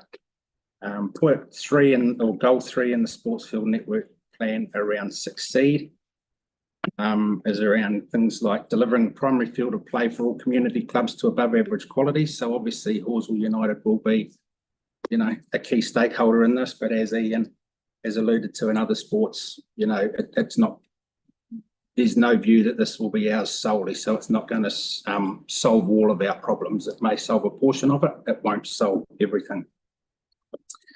As mentioned, Halswell United is the second largest football club in Christchurch. This investment does nothing to improve our facilities at Halswell Domain, although we do utilise Warren Park, Westlake Reserve and Takau Park as well. But our home is Halswell Domain. The location itself has some challenges, and I know transport is one. I think there is some further studies required around what the usage of it would be. For example, if we were to have our first kicks from football, you would have lots of 100 players moving in and out every hour. So you would 9, 10, 11 o'clock, there would be 100 in, 100 out, 100 in, 100 out. So those sort of challenges with the number of car parks provided or any other cycleways or means of transport need to be considered. The other piece with it is it just seems that it's taken a piece of land and we've put a solution in within the piece of land that we have. It's acknowledged with these if we have a separate warm-up area so that teams can be warming up prior to games or prior to trainings, that you get a far greater use out of the turf. So rather than having, you know, a 6 o'clock training and then they finish and then the next team comes on and warms up and then starts their training, if that warm-up was in a smaller, you know, 30 by 20 space, that could be happening concurrently to the turf being used. Then they come on, do their training. Same with games. So you could get potentially 50% more usage if there was more space allocated for the warm-up area, which isn't there at the moment. So in summary, as I say, we are happy, but we don't want it to be the only one for the southwest. The location of Halswell Domain would obviously suit us better. We believe it would also suit Halswell Cricket, Halswell Rugby League, Halswell Waipuna Rugby, as well as Hamilton High School, Oaklands and Halswell Primary Schools better than what Ngāpunawa is. It also aligns with the existing club rooms of League and ourselves and the Te Hapua facility as well. There was a couple of points raised. I think it's page 21 where there's the table of the comparisons between Ngāpunawa, Cars Road and Halswell Domain. So the club doesn't believe some of that is accurate and that there's over 150 car parks there currently. And as Ian mentioned, it is consented for lighting existing, currently, and would only impact on 8 properties should anything go in there. So we do believe that resident impact of Halswell using Halswell Domain would be minimal as well. Using Halswell Domain would only take up 20% of the existing grass playing fields and less than 10% of the overall green space of the domain. So we still believe there's plenty of grass for the general public. Thank you. Great. Thank you, Craig. I've got questions from Mark and then Tyler. And Helen. Thank you. So I'm hearing that you'd really like Halswell Domain to be considered as one of the future turfs? Either A, if there's only one in the region, then there, or B, if there's more than, that is considered as a location. If this, as Ian said, was to be considered as a central region. Yeah. You know, Spain. And I'm hearing also Halswell Domain, you've got unification of the codes there as well, so. I mean, cricket have supported it. I think in the submissions, cricket supported it, so they would be able to use it wherever it was. Yep. Their base is at Halswell Domain as well, so especially the junior softball grades in the morning, they would be able to use it too. Cool. Thank you. Thank you, Mark. I've got Tyler next, and then Helen, and then Debbie. Yeah, that 30 by 20 idea is actually, it's a really good one. As a ex-athlete myself, it's actually probably a really good idea. I'm wondering if staff might be open to taking that offline to just think about.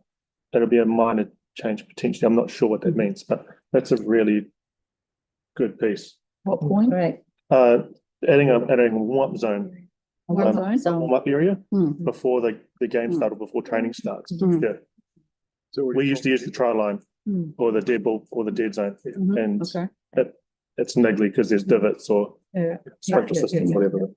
Moving on, thank you. We've got Helen. Yes, just going forward about 10 years, you're obviously going to be without sufficient grounds, aren't you, even with these two? We're at capacity, well, close to capacity now. Yes. We're sort of using sort of no man's land grounds that are unallocated, like Sprayton Domain. Sometimes we have to use Templeton Domain. Yes. Go that far out. Yeah. Yes. So the question I've got is that, I mean, just think about this. It went through our board and council, but there's a large amount of council land at Templeton, and 3/4 of it is going into a cemetery and a quarter to sport. So you might like to have a look at that at some point and think whether we should bring it back to half sport, half cemetery. Sure. Because I can't see any other area that council owns land.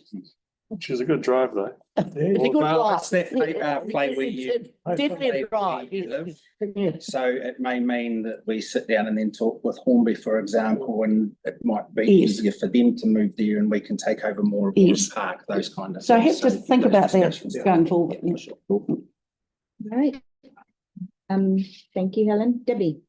Just quickly, good to see you again and thank you. So in summary, are you preferring that the turf is at Halswell Domain over Napunamai? If there's only one for the region, then yes. So this is what I think Mark was talking about before, that he would like the picture of the 5, so we can determine whether or not there's 2 in the region. Okay, so that could be a discussion you think could be better had at council?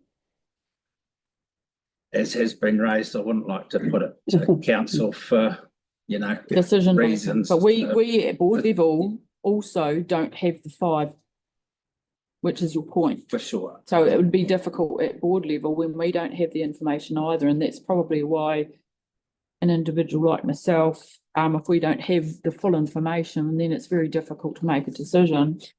I mean, yeah, again, in summary, we're not against this. It's just if it's the one, is it the right location for it? Okay. That's our key. Thank you, Debbie. Sarah.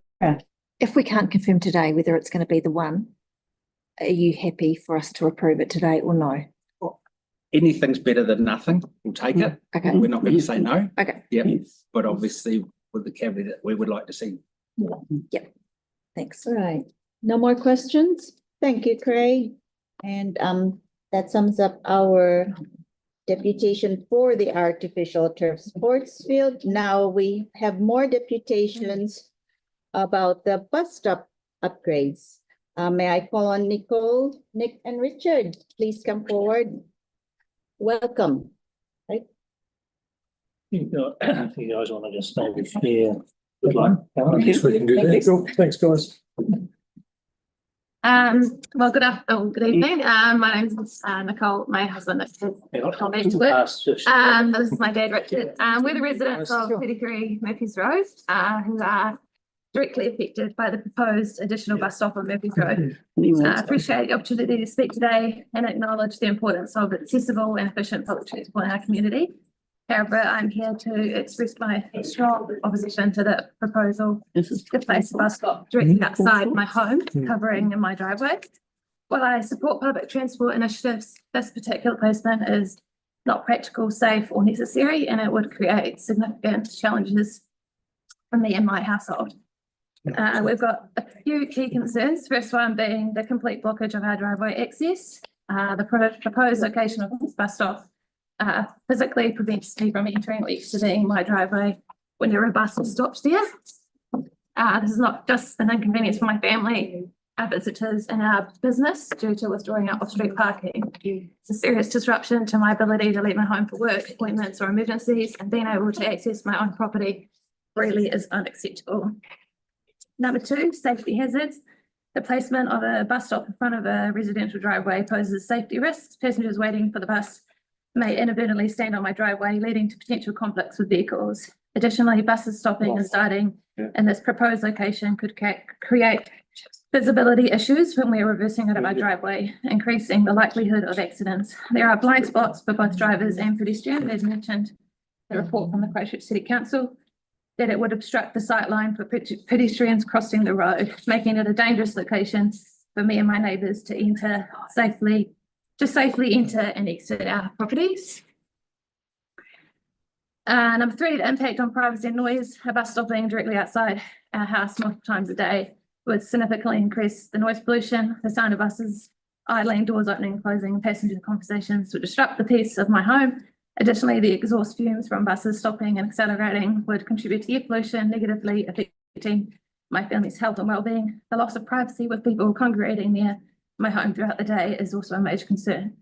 Number four, previously postponed due to community opposition. This exact proposal was postponed in 2022 due to strong community opposition. Since then, there's only, that I'm aware of, only been 2 requests have been made for a bus stop in this location. This demonstrates that there's no widespread demand for this stop and that the community's concerns remain valid. Number five, negative impact on property value and resale. The placement of the bus stop outside my home would negatively affect my property's resale value. After chatting with a real estate agent, potential buyers will be deterred by the noise, pollution, privacy concerns, and the inconvenience of having a bus stop over the driveway. I, as a homeowner, should not be penalised for decisions made without proper consultation. Number six, unnecessary given there's a given current bus usage. I personally monitored the existing bus stop on Murphy's Road, and in many cases, buses do not even stop because there are no passengers to pick up. Additionally, empty buses frequently pass by, raising serious questions about the necessity of adding another stop so close by. If the existing stop is unutilised, why introduce another one within 250 metres? Number seven, lack of consideration for opposition. It appears that objections to this proposal may be dismissed simply because it doesn't affect multiple properties. However, for my household, the impact is significant, and I would urge the board to consider the fairness of implementing a plan that negatively impacts an individual property owner while benefiting very few. It seems that this proposal was an afterthought rather than a well-planned initiative. When the subdivision was developed, planning should have included public transport needs and adhere to the recommended 400-metre spacing between stops. I would not have purchased my home had I known a bus stop would be placed directly on my driveway. Nicole, have a drink of glass of water first, please. Relax. Just have a drink first. Please. I understand the need for public transport accessibility, but I'd like to highlight that there is already an existing bus stop at 7 Murphy's Road, which is approximately 250 metres from the proposed location. Given the close proximity of this bus stop, adding another one outside my house seems unnecessary and redundant, so no more foot traffic will access it than it is currently being assessed. It would slow down bus routes, increase congestion, and provide no real benefit to passengers. So I've got some alternative solutions. So on one of the pieces of papers about relocating this bus stop to a more suitable location at 11 Caulfield Ave. The bus stop could be moved further down the street to 11 Caulfield Ave, where it would not obstruct residential driveways. As there is a longer stretch of berm, this would mean it is the recommended 400 metres from the existing bus stop at 7 Murphy's Road, and within the recommended 400 metres to the following bus stop at 46 Caulfield Ave. If the recommendation is 400 metres, our concern is why is the bus stop prior to 7 Murphy's Road at 61 Peterson Terrace 600 metres away? This is not the recommended 400 either. So why do we need to have one at 33 Murphy's Road, which is a mere 250 metres away? On our second piece of paper, we've asked that you reevaluate the bus stop placement. So given that the proposed bus stop at 33 Murphy's Road will only be 250 metres from the existing one, we urge the board to review the necessity of this additional stop. We think a better approach may be to reroute the bus via the subdivision behind Murphy's Road to collect more passengers. According to the Christchurch City Council, recent developments have caused or requested improved access, which we later found out was only 2 people. However, these people are still going to have to walk more than 400 metres to either bus stop on Murphy's Road or Caulfield Ave. We say, why not reroute the bus behind Murphy's Road, down Blue Jacket Drive and along Kilmurray or Crest Street before turning into Skibbereen and then Caulfield. This will allow access for community behind to be within walking distance to the bus stop. None of the residents in Cloverton behind us are anywhere near 400 metres to have access to public transport. So how will adding a bus stop at 33 Murphy's Road cater to them? According to a phone conversation with Christchurch City Council, they said 60-ish people use the number 7 bus every day. This bus currently stops every 15 minutes from 5:50 AM to 11:20 PM. That's 64 bus opportunities that it would stop. So that means that there's only one person travelling on a bus each day. Is this really a necessity? Need for another bus stop? Is this cost effective? Any new bus stop placement should take into account their overall traffic flow, ensuring that buses do not create congestion or visibility issues for residents entering and exiting their properties. Currently down Murphy's Road with cars parked on both sides and buses coming, we can't both fit both ways.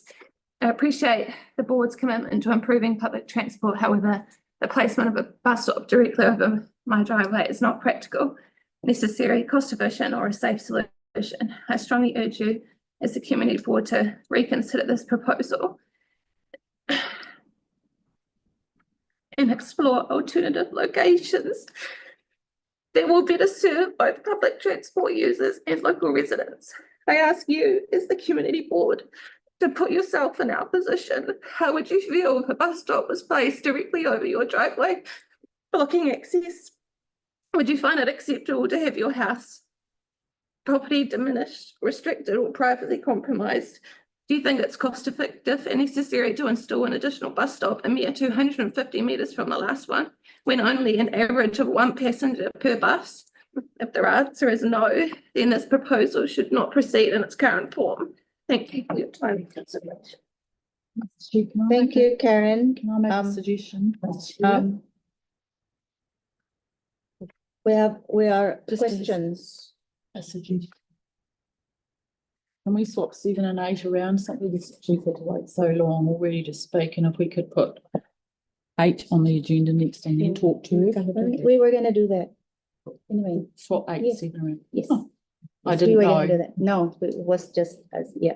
Okay. I was gonna say, thank you, Karen. Nicole, I've got questions from Andre, Tyler, Helen. Andre, go ahead, please. Thank you very much for coming and speaking with us.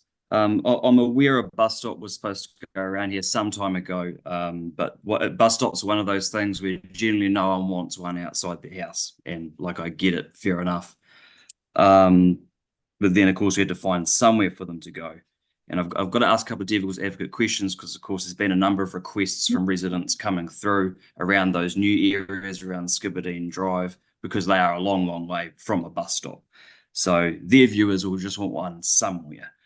I guess just on demand, if there's very little demand and there's unlikely to be too many users using it, would that indicate that it's unlikely to be a bus stopping outside your house too often?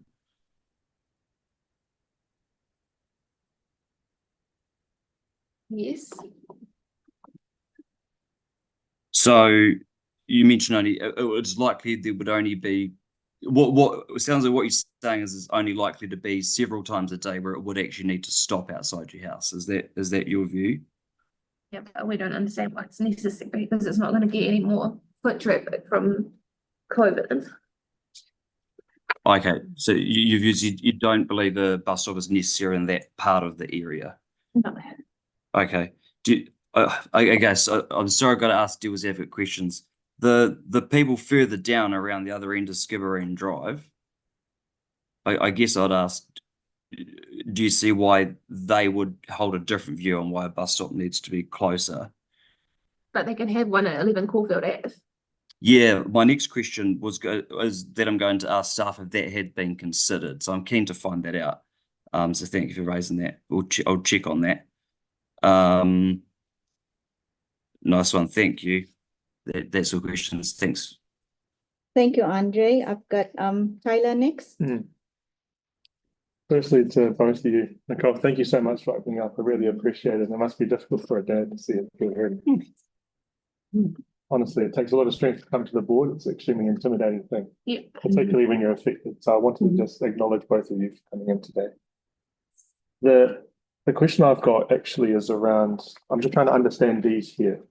So the pictures that we've been given, just to understand them. So the first one is what is currently in play. This one is the alternate. Is that what I'm saying?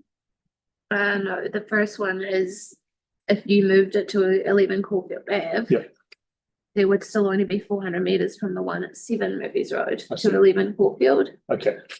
So we don't understand why we need to have it at 33 Murphy's Road when you can have it at 11 Caulfield. It still would be with the recommended 400, but there's also not 400 going backwards to the last bus stop, 600 meters, and there's already 600 meters at the moment between the existing bus stops that we already have. So if there's 600 meters between the existing bus stops, why do we need to have another one when we don't have one at the stop behind us? I see. You've done your homework. Yeah. Quite a bit of money to get that goes into this. Okay. And then the other one is showing that if you rerouted it behind Murphy's Road, you would pick up some of those passengers that are obviously putting in the request for another bus stop, with Skibbereen included, because they're not going to pick up any extra ones just travelling 250 meters on Murphy's Road when there's no side streets to get to feed that new bus stop. Yeah. So you thought about an alternate route to alleviate the issues with the residents that wanted the bus? Well, I'm assuming that those residents have come from behind. Okay. Yeah. Sorry, I'm a Riccarton guy, so I don't know Horsley very well. So I know my ward. Okay, that's all the questions I've got. Thank you so much. Thank you, Tyler. I've got Helen and then Debbie. Yes, thank you, Nicole. Did staff from ECAN or council consult you? We got a letter in our mailbox from council. Sorry? We got a letter in our mailbox from the A council. letter. So basic consultation. So did you reply to that? Yeah. Yeah. And did they make further contact with you? A phone call or coming out to see you? They didn't come out to see us. They didn't come out to see you, okay. Thank you. Dad rang the guy. Yes, okay. But we just submitted things And online. so staff were clear that you felt that you didn't want it as a family. Okay, thank you. Right, thank you, Helen. Debbie. So following on from Helen's question, and thank you. Sorry, we're so intimidated. But we certainly listened through that, Nicole. So when you wrote to them, did you get anything in writing back? I think we just got a generic reply back. Okay.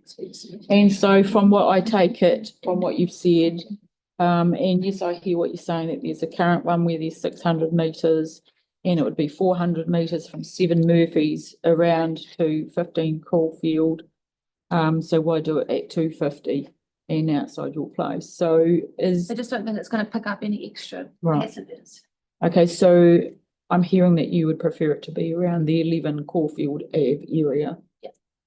Thank you. Because I don't think it will obstruct someone's driveway around because the berm is. Good point. Thank you. I don't have the pictures, but is 11 Caulfield Drive in front of a residential? There it is. That you can fit 3 off-street park cars on their berm, so you wouldn't necessarily. Is there the bay or No, that it's further down. further down? Okay, Mark, you've got a question, and then Andre. Yep, I'm just looking at the plan in our agenda, you know. The space opposite the other new bus stop across the road, outside 37, would that be a bit of a in-between solution that might potentially work, you think? They've already got one. They're proposing one on the other side of the road. The other side, but on the one outside your house, we've moved that down to opposite the other one. I haven't looked at Yeah. it yet. It just strikes me as Yeah. it could be a solution waiting to be found. Yeah. Thank you. Thank you, Mark. Andre. Yeah, we'll clarify with staff, Mark, but it could be that it's too close to the intersection. The other side's there. All right, okay, But they're putting one on the other side there. Exactly. okay. Thank you. I'll ask staff about that one. Thank you, Nicole. Right. Thank you. Thank you. Told you we're not scary. So we're going on to that now. Not yet. We've got one more. We've got Karen Coleman, local resident, about the bus stop upgrades as well. Welcome, Karen. Thank you. Good evening, council members. Thank you for allowing me to speak today. No worries. Thank you.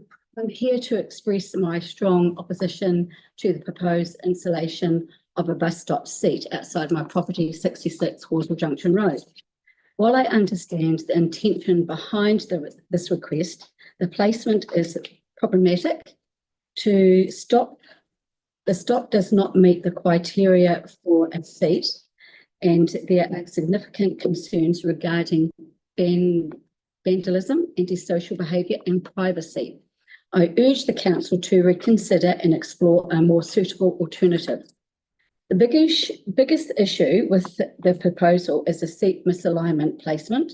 The bus stop signboarding is outside 62 Horsell Junction Road, yet the seat is planned further down closer to my property.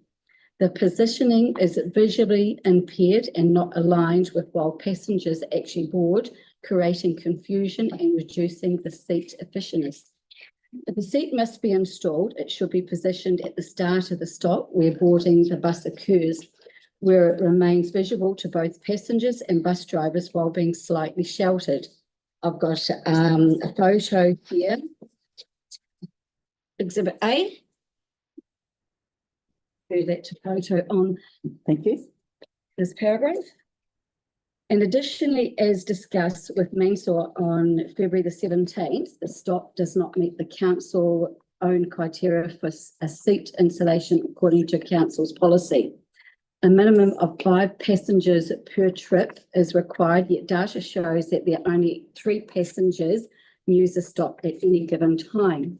Installing a seat here is a prime example for unnecessary public spending, where those funds could be better utilised at bus stops with significantly high demand. There is also well-documented history of vandalism and antisocial behaviour at this location. My front fence has been tagged in the past, requiring clean-up by the council. Mailboxes have been damaged multiple times and broken glass frequently found around that stop. The additional of a seat will only encourage loitering and increase the risk of further vandalism, littering and general disturbance. Without increased maintenance and security, the installation will create more problems than benefits for both residents and bus users. I've got another photo that supports that paragraph. Beyond that, privacy is a main concern. Having a bus seat directly outside my property means people will be lingering there for extended periods of time. This is a residential area, not a high traffic commercial zone. My family deserves to feel comfortable and secure in our own home without unnecessary intrusion from people loitering just outside our windows. I do sympathise with the elderly resident who has requested a seat, but I strongly believe better alternatives exist that would meet her needs without negatively impacting residents. Usage of a simple walker provides a portable seating spot for an elderly person. Alternatively, relocating the seat to the actual start of the stop would ensure accessibility while maintaining visibility and minimising disruption to nearby properties. I've got another photo that supports that as well. And Horswell Junction Road is on a cross lease. No correspondence on this matter has been received by the other owner in 66 Horswell Junction Road. They haven't been given the opportunity to have their input in this matter. So for these reasons, I respectfully request that the council reconsider the installation of a seat. I ask that it be placed at the beginning of the stop where it makes most sense. I appreciate your time and consideration and hope we can find a solution that serves both public transport users and the local community in a fair and balanced way. Thank you, Karen. I have questions from Tyler, Helen, and Hank. Right, and Sarah. Tyler, go ahead. Thank you. Is this the? Yes, correct. Okay. Okay, and can you just tell me, and I'll tell everyone else, where the seat is? The seat is going to be placed. I've got. I can see it on my report, but. Oh, yeah.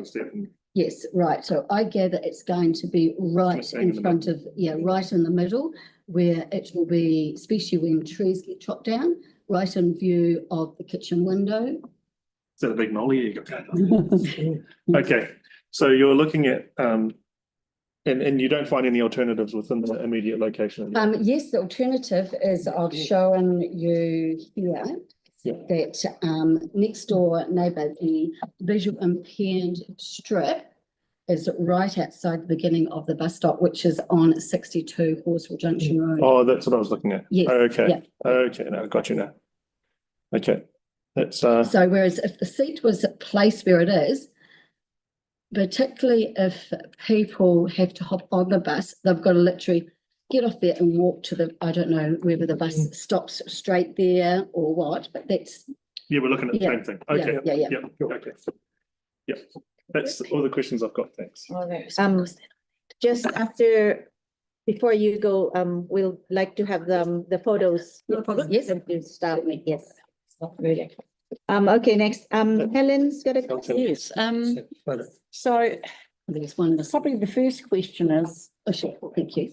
Karen, yes, were you consulted on this and did you reply to? Yes, I did. I got a letter in the post and this photo of what they're going to do and about one elderly woman. I totally agree. We're all going to get old at some point of our stage, and but I feel that right in the middle, it's going to be placed in really the wrong position. Yes. Yeah. And did anyone come out and meet you? No, Not on site. no. Okay. I have only had a phone conversation with the mentor on the 17th of February. Okay. Yes. And just to make so I'm clear, you're at 62 or you think? No, I'm 66. And you think that the seat could go back to 62? Yes. Okay, thank you. Right, thank you. I've got Hank and then Sarah. How often does the bus come? Well, apparently the data shows that there's only 3 happening. Yeah, but it's not how many people say. How often does the bus stop? I'm not sure because I don't catch the bus. So because it's a tenanted property. So that's okay. It's every 30 minutes. Every 30 minutes. But it mightn't stop. It might just continue. They only continue on a fifth leg, do they? And it's top of fifth leg. There's a covered seat area 800 metres away from on Nicholas's Road. Yeah, so. Just trying to work out sort of what the kind of waiting times would be. Yeah. But I think 30 minutes. yeah, 30 minutes. Oh, yeah. Yeah, righto. Okay, thank you. Thank you, Hank. I've got Sarah and then Andre. Would all of your concerns be mitigated if this bus stop was relocated a bit further? Well, the bus stop's been there the whole Sorry, time. not the It's bus stop, the seat. The seat. You'd be fine as long as. It be fine if it's located just over further from the beginning. Okay. That's not a problem. It's just where it's going to be positioned. Have you been advised around why it's located there and not further down? Haven't been advised. All I just get is this thing in the post. Okay. Basically, and no further other comment. Yeah. Thank you. Thank you, Sarah. Andre, go. Thank you. I mean, moving a few meters away sounds reasonable enough. Have you spoken to the neighbour at 62 about this? No, I haven't. Okay. No. Okay. I'm just wondering if you were aware of their views and if they thought it sounded reasonable as well, just to avoid us running into the same issue if they don't want to. I can get in touch with them and discuss what their sort of views are about it. Thank you. Their driveway's further down though, Andrew, it's not right outside. Yeah, it is. So, presumably fine. I was just more out of curiosity if you've already spoken. Yeah. Thank you. All right, thanks, Andre. Anybody else? Right? Okay. Thank you very much, for your time. Karen. Thank you. All right, yes. Cool. Now, there are no presentation of petitions. Is the board happy to keep going or do we want a 2-minute adjournment? Yeah. I'd like to keep 2 going. minutes? 10 minutes or two. Two. I don't mind a 2-minute adjournment. 2 minutes sounds We will reconvene in, great. what time is it? 6:20, 6:22. You drive a half wagon there. Oh, we have a long meeting. Show you some fresh air. I'm moving the seat.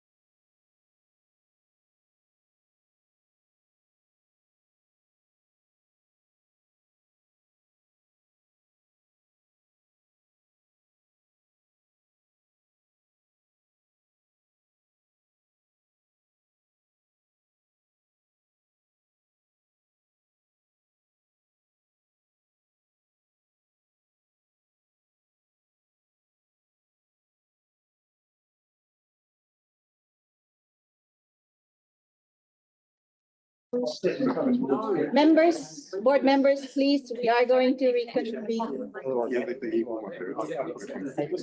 We need a quorum. Okay, we are going live. Right, Okay, thank you. ready to rumble. Apologies, I said 2 minutes. I didn't realize there was a queue in the. Right, okay, so we are back and now we've got people on Zoom yet? Yeah, okay. Debbie was there, but Debbie has left, but she is going on Zoom. She's on her way somewhere, so probably she'll just, she'll come back. Right, so we are going to juggle the agenda a bit. We are going to on the bus stop upgrades first, and then we will move on to the Wigram Road artificial turf sports field. Okay. So we would like to call Mansoor. Come up, please.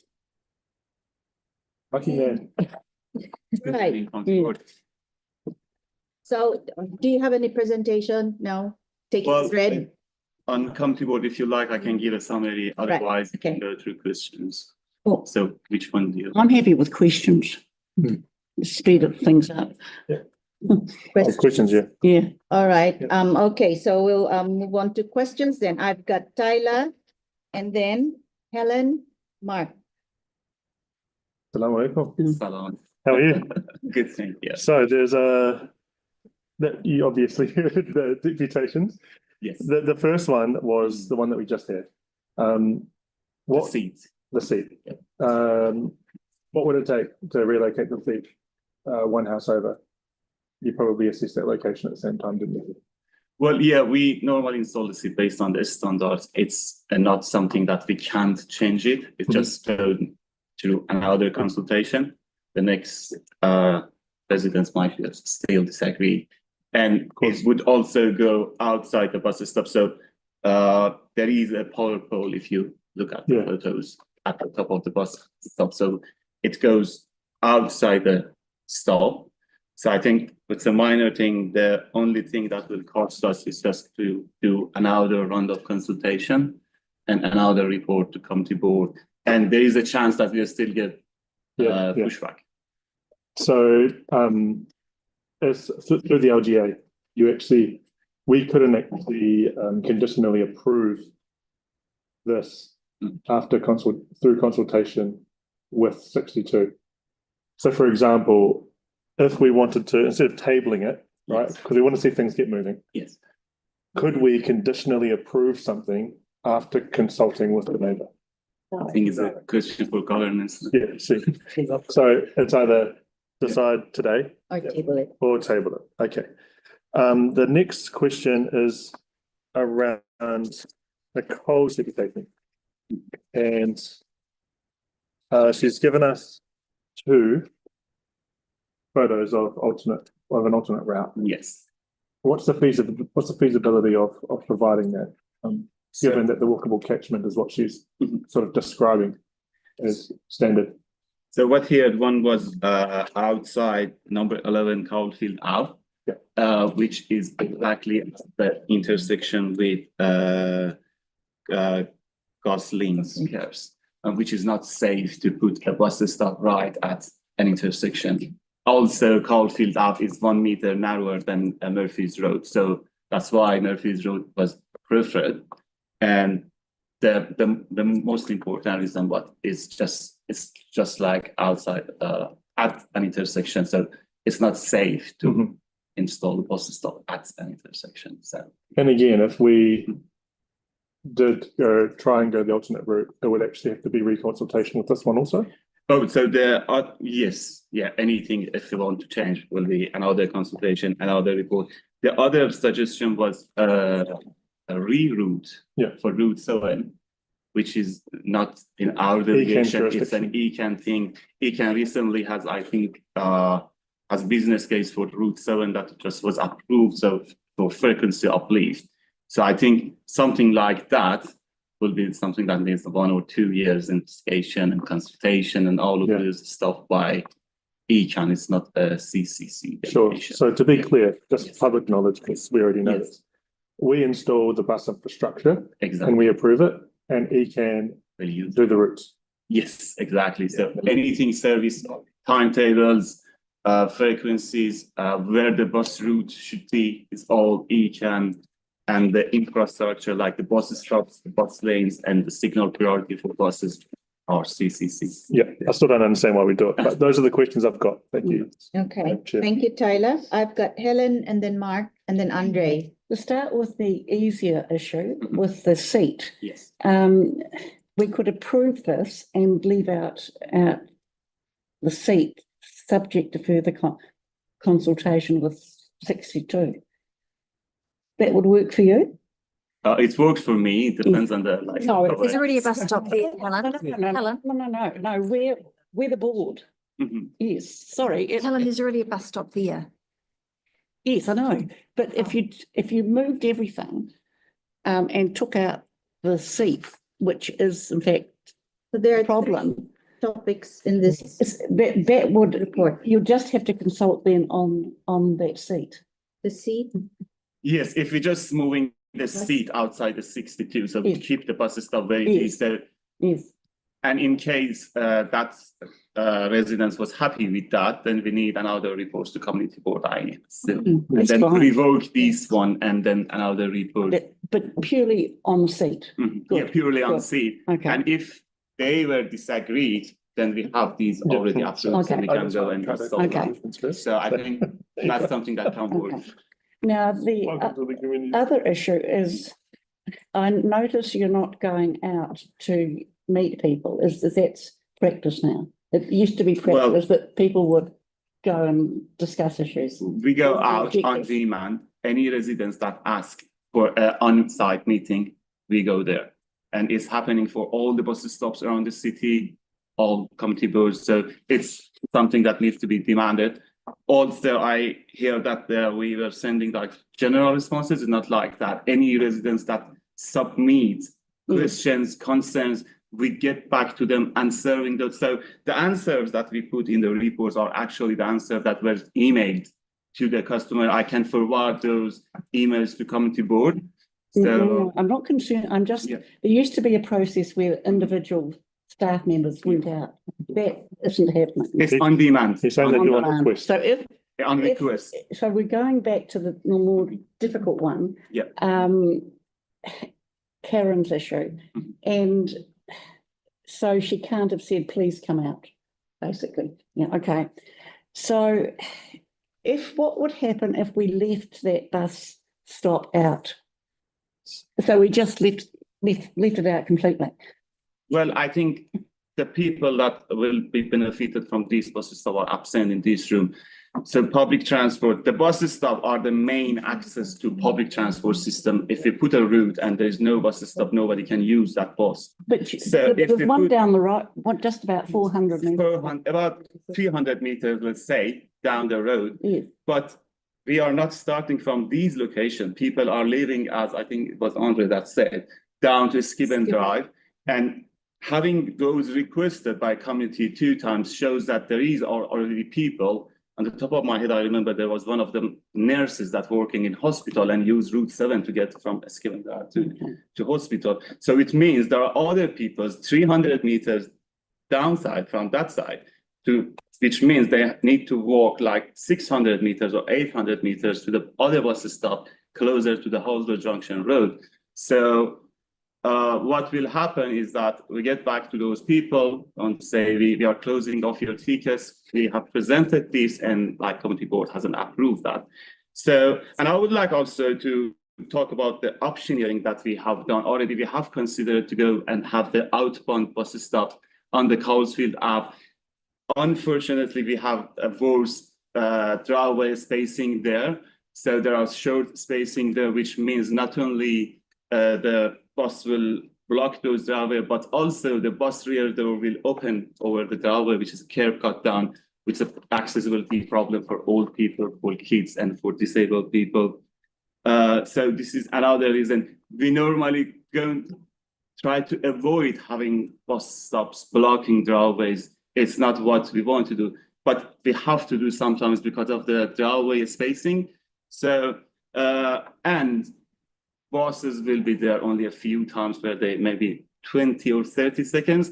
And this is my understanding is this is going to be a drop-off bus stop because it's an outbound very close to the end of the route. So people will use it only to drop off from the bus stop, which means the dwell time will be even shorter. And also means that there wouldn't be too much passengers stopping there, causing noise and privacy issues to get on board. This is an outbound bus stop, I think. So people will mainly use it to drop off from the bus stop. And again, it will be used only 2 or 3 times per day, 20 or 30 seconds. And also across Christchurch, we have multiple locations that are like that.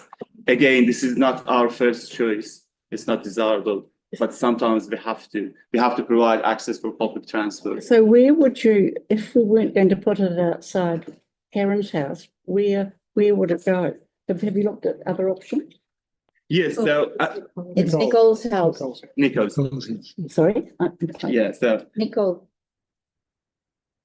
Sorry, I haven't heard you. the I'm sorry. options. Sorry?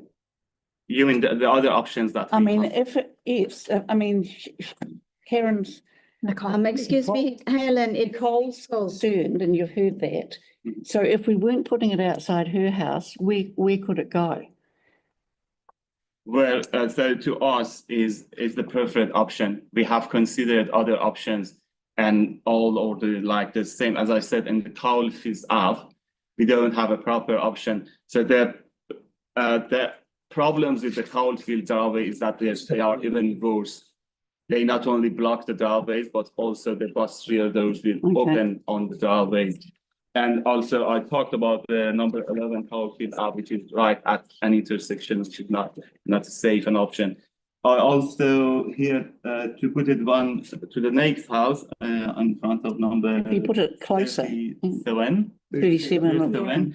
So this base map is not up-to-date base map. There is a big driveway for that property at the corner, which means that the grass berm in front of the 37 is a very small indeed grass berm. So there is no enough spacing for a bus to stop there.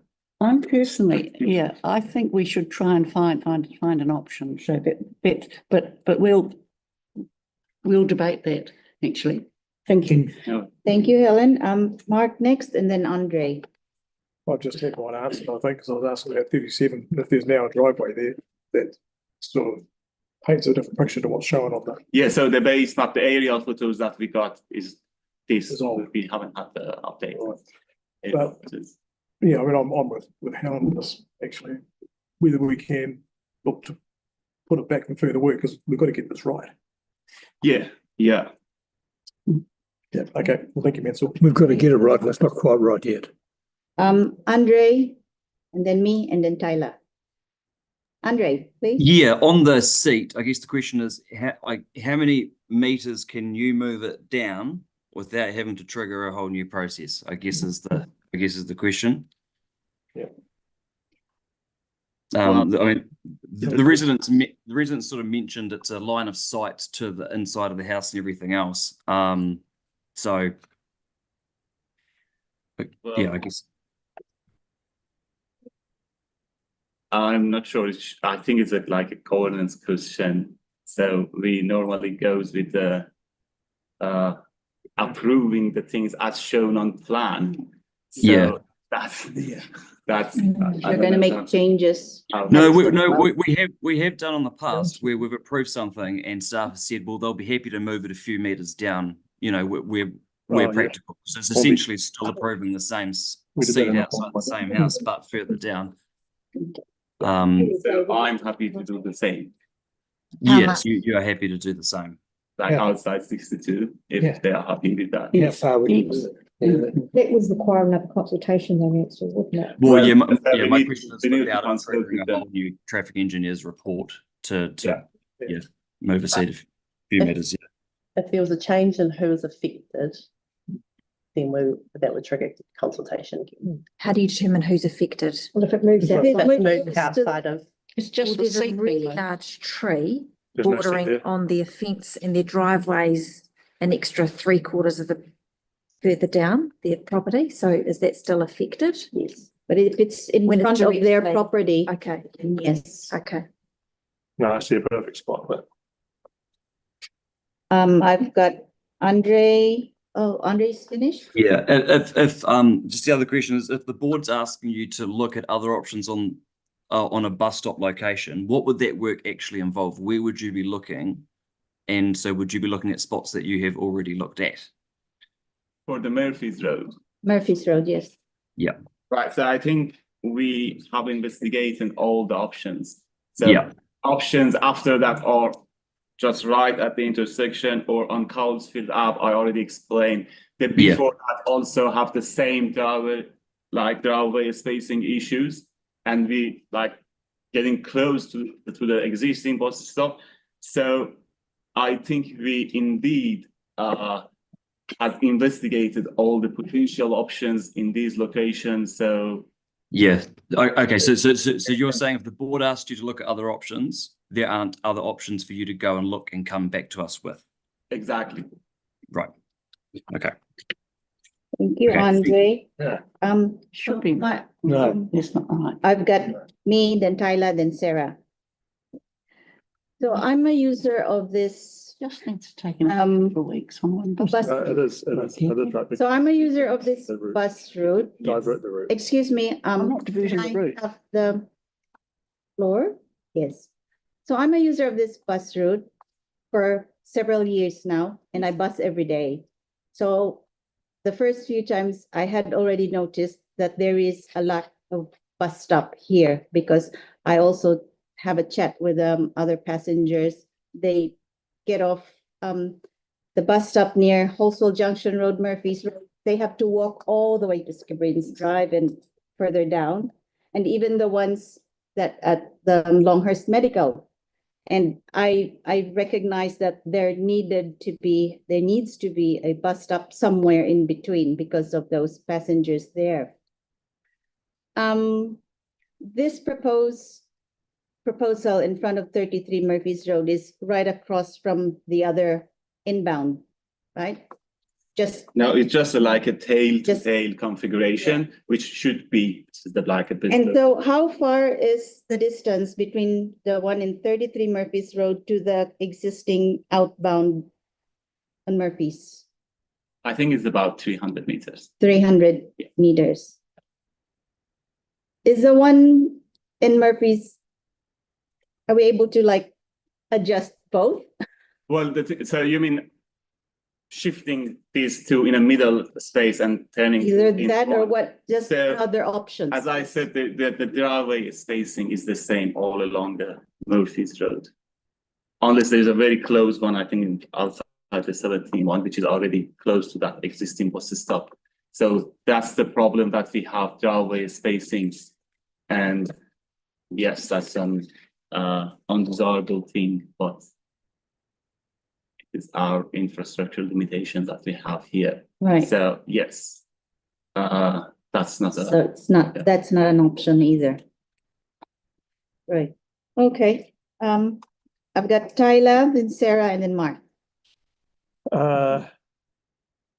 Yeah, Andre did ask my question, but I did have one more. So actually, quite a few, but I'll be quick. So there were some things raised from Nicole when she came and gave a deputation. So you've alleviated some of the issues that I had around blockage of driveway access by saying that it'll be 20 to 30 seconds max per day. The safety hazards, and in your experience, has the installation of bus stops around the city that you've done increased antisocial behaviour in any way, shape, or form in your view? Well, it's not frequent things. It might be occasionally in a few bus stops, but it's not something that is happening across many of our bus stops. No, it might happen everywhere, and same as bus stops. So in a few cases, and so it's police case if it happens Sure. sometimes. Yeah. Okay, I'm just trying to. But yeah, I can't say that it's a frequent thing that happens in many stops. No, I'm trying to sort of gain both the residents' understanding and staff's understanding. So I'm just sort of playing devil's advocate here. The next one was around the property value and resale Yes. argument. I've heard that actually in annual plan meetings and long-term plan meetings. In your experience, if you are, don't worry if you don't want to provide comment. But since you're in this line of work, you might be able to answer. Does adding bus stops outside houses contribute to the value and resale of homes? Well, we haven't done a research on that, but a very good evidence of that is the tickets that we received from the community. So we have a hybrid system and we receive people talking different things about the bus stops, bus lane. So in over the last 2 or 3 years, I haven't received the ticket saying that a bus stop will increase the value of property or decrease the value of property. None. Okay. And the last question I have is, I just wanted to track back, because sometimes the board sort of get overwhelmed with a lot of information, which we do a lot, is if the board tabled this, and I just want to be clear to everyone on the board today, if the board tabled this today, yes, then you'd come back with the same information most likely. Is that what we're hearing? Exactly. So I think if we table this and we come back in next 2 years, there will be most probably again the same options as it was more or less the same options in late 22. So engineerings wouldn't change over time unless if any of these infrastructure change. So there are some certain rules for safety, for how much can we get close to intersections, which road is narrower, which road is wider. So unless otherwise the road is changed or the configuration of the roadway is changed, I would say the best recommended options are these. Sure. And the two options we've got right now is either we voted in or we don't. And if we don't, the route's going to stay the same and the infrastructure is still going to be the same. The bus stops will still be as far away from each other. Yes. Okay. Or we can move an amendment. How? Well, I've got two. I've written two. Yeah. So on the easy one of the seat, we just say we approve, other than the seat outside the 66, which we propose to be moved to 62. Oh, no, that one's an easy one because you can still put it on 66 at the far end of the fence. Talking about the bus So stop. that's fine. Yes, I mean, so we can move a sort of an amendment. Oh, no, I'm talking about the Murphy's Road one. Oh, yes. That's a big issue. Well, I have one there too. I mean, I think we can move amendments at the right time. I'm keen to see them, but at the moment I'm sort of seeing either a yes or no, because tabling sort of is a waste of money, ratepayers' money. Yeah. And also waste of residents' time. So anyway, that's all I've got. Thank you so much. Sarah, thank you. So I understand the issue with one of Nicole's issues is the fact that it goes across your driveway. Have there been other residences that you've looked at that the bus stop could have gone that still goes over the driveway? Is her property just one of a few that you've chosen, or have you chosen her one for a particular reason? Well, we have tried this one because we have enough hard stand area that the bus rear doors will open on the hard stand area instead of being open on a driveway. So that's one of the reasons this has been chosen. The other good thing is that in front of the bus stop, we got two in-row driveways, which means we don't need to take out more parking because we need about 600 or 8 meters of no stopping restriction after a bus stop. So we try to incorporate this with the other driveways to minimize the on-street parking loose. So the other thing is that with these locations, we also have a good tail-to-tail configuration as recommended. So with the other driveways, if we go, in addition to the driveway blocking, we also have the bus rear doors opens our cut down. and still the chance of pushback. Yeah, And also So- more on-street parking loose. So with outside Nicole's driveway, you've got the two factors. You've got the fact that you've got the cut down at the back, and then at the front, you don't lose off-street parking. And that doesn't apply to other residents further along that street. Is that correct? Which residents exactly? I was just meaning, like, I wondered why you've chosen outside number 33 and perhaps not any of the others further down Murphy's Road. Distance. Yeah. So the paid bus stop shouldn't be too far from each other. And sure, if we go further down, we are just getting close to the other existing bus stop closer to the Halswell Junction Road. So while we have recommended about 400 meters, we shouldn't also go too much closer to each other, like 200 meters. It's also affect the operation of the bus route. Yeah. So what I'm saying is that the current layout is like recommended layout based on the best practice. It's also don't have that accessibility issue for the bus rear door, and also minimize the on-street parking loose. Yeah, so you don't have those two factors available for any of the like within 5 properties back further down Murphy's Road. So like 5 properties further down means like another about 700 meters, 70 meters or 100 meters down, which means it are reducing our spacing from 300 meters to 200 meters, Sure. which is not. Sure. Okay. And also the chance for like receiving more out pushbacks from those other options. There's also that chance. So I think. Sorry, what do you mean? So, I mean, if we go with that options on the top of all of those, like the reasoning that I'm saying, we also may still have that pushback from the residents. I don't think anybody really wants to have a bus stop outside. So, their so houses. that's my problem. Yeah, yeah. All across the Christchurch, so there's about 2,000 bus stops. I'm working on all of them, upgrading. Everyone supports public transport, but not in front of the. Not in mine. So It's a hard one. yeah, it is. I don't envy your job. Yeah. Okay, thank you, Sarah. Mark? The seat on Halswell Junction Road, they're looking at Google Street Maps and Street View, there's looks like a gateway at the end of the property on 66. Oh. So I'm just wondering if we were to say that, can you put the seat across that gateway? Have you been out and looked at that gateway at all and see whether it's actually used? Regarding that, that gateway, I have to go on site and look. The thing is that the main submission that we received for these seats doesn't include a question or concern about the position of seats.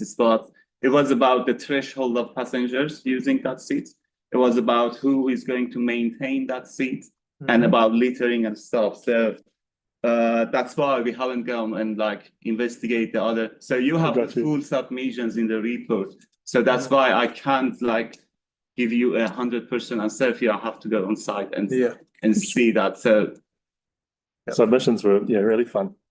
And the other, moving on to the other one, from Nicole's property, I want to tease out that 37 a bit more. Well, there is a driveway that's been built there since the photos, obviously, but was there consideration given to the nose of the bus being basically up against that driveway and then the tail behind? Is there enough room for the hard stand? But so I'm talking about the driveway of the property right at the corner, which gives us a very like a showed hard stand area, and that will put our bus stops parallel to each other with the other inbound actually bus stop, which is still up and not recommended. Oh, it's not. No. We shouldn't have. We should not have parallel bus stops like exactly at the same location. So there might be instances that we have 2 buses at those stops. And can you elaborate a bit more just for clarity? Yes. So the the most recommended configuration of bus layout is a tail-to-tail, something that the buses are not in front of each other, or are like tail-to-tail with a short distance between them. That distance shouldn't be too long because it like kill the accessibility. And also they shouldn't be parallel to each other because they cause safety concerns. That makes sense. Yeah. Okay, thank you. I've got myself, Hank, and then Andre. As I mentioned earlier, I am a regular user of this bus route.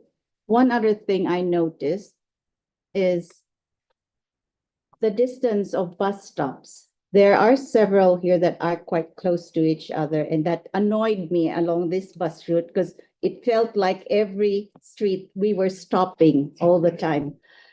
So how close is the nearest two bus stops you have? And how bad is it going to be if we move it closer to the one in, well, first of all, what is the closest distance that you have in your existing bus stops? Well, I don't have like all the bus stops over the city in my memory, but from those that I remember, we have about 200 meters spacing, but in a very dense area like city center, which are lots of like well-used bus stops. And there are like many people using those bus stops. And it's also recommended in the guide that sometimes for very dense areas like city centers, you can have less than 400 meters spacing. In like suburbs, we should have like about 400 meters, and in totally rural areas, we got like 800 meters or 1 kilometer spacing. So depends on the area. Indeed. Yeah, but I'm sure along bus route number 7, there are bus stops, they're less than 400. Yes, there are. So exactly 400 meters maybe can't be achieved, but maybe I go something close to that. And so we also in future might have some route level bus stop spacing optimization that we are thinking of, because too close bus stops will affect the bus route operations from the reliability and travel time. So in future, we might have projects like this. I'm just asking, like, if we move this bus stop further up closer to the one in Halswell Junction Road, it's not the end of the world because there are other bus stops closer as well. Well, the thing is that it wouldn't then. So we are proposing these bus stops to respond to a demand. And that demands are mainly, I guess, people from who are living in the new developed areas, let's say down the Skibbon Drive. So the closer that we get these bus stops to Halswell Junction Road, is that we are not responding to that. I mean, just probably 1 or 2 properties, not further up. So as I said, we might have those problems. And if I like to move that, then I have to move the other ones as well. So, which other one? Which the inbound ones. Oh, the inbound ones. The inbound ones. So to make them to keep them both close to each other, and then I might have like create another problem as well. My bus route also has inbounds and outbounds further away from each other. So I noticed that as well. Yeah. Because I get on the bus and then I get off that way and I have to walk a long way. So it's not also an issue, I suppose.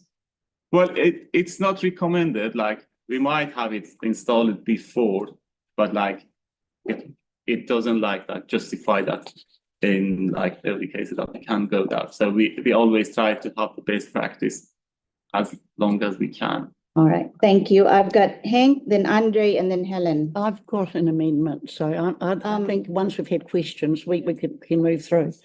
Hank, and then Andre and Mark. Okay, Andre. Oh, Hank? I don't know how you do your job, so good luck. That wasn't the question.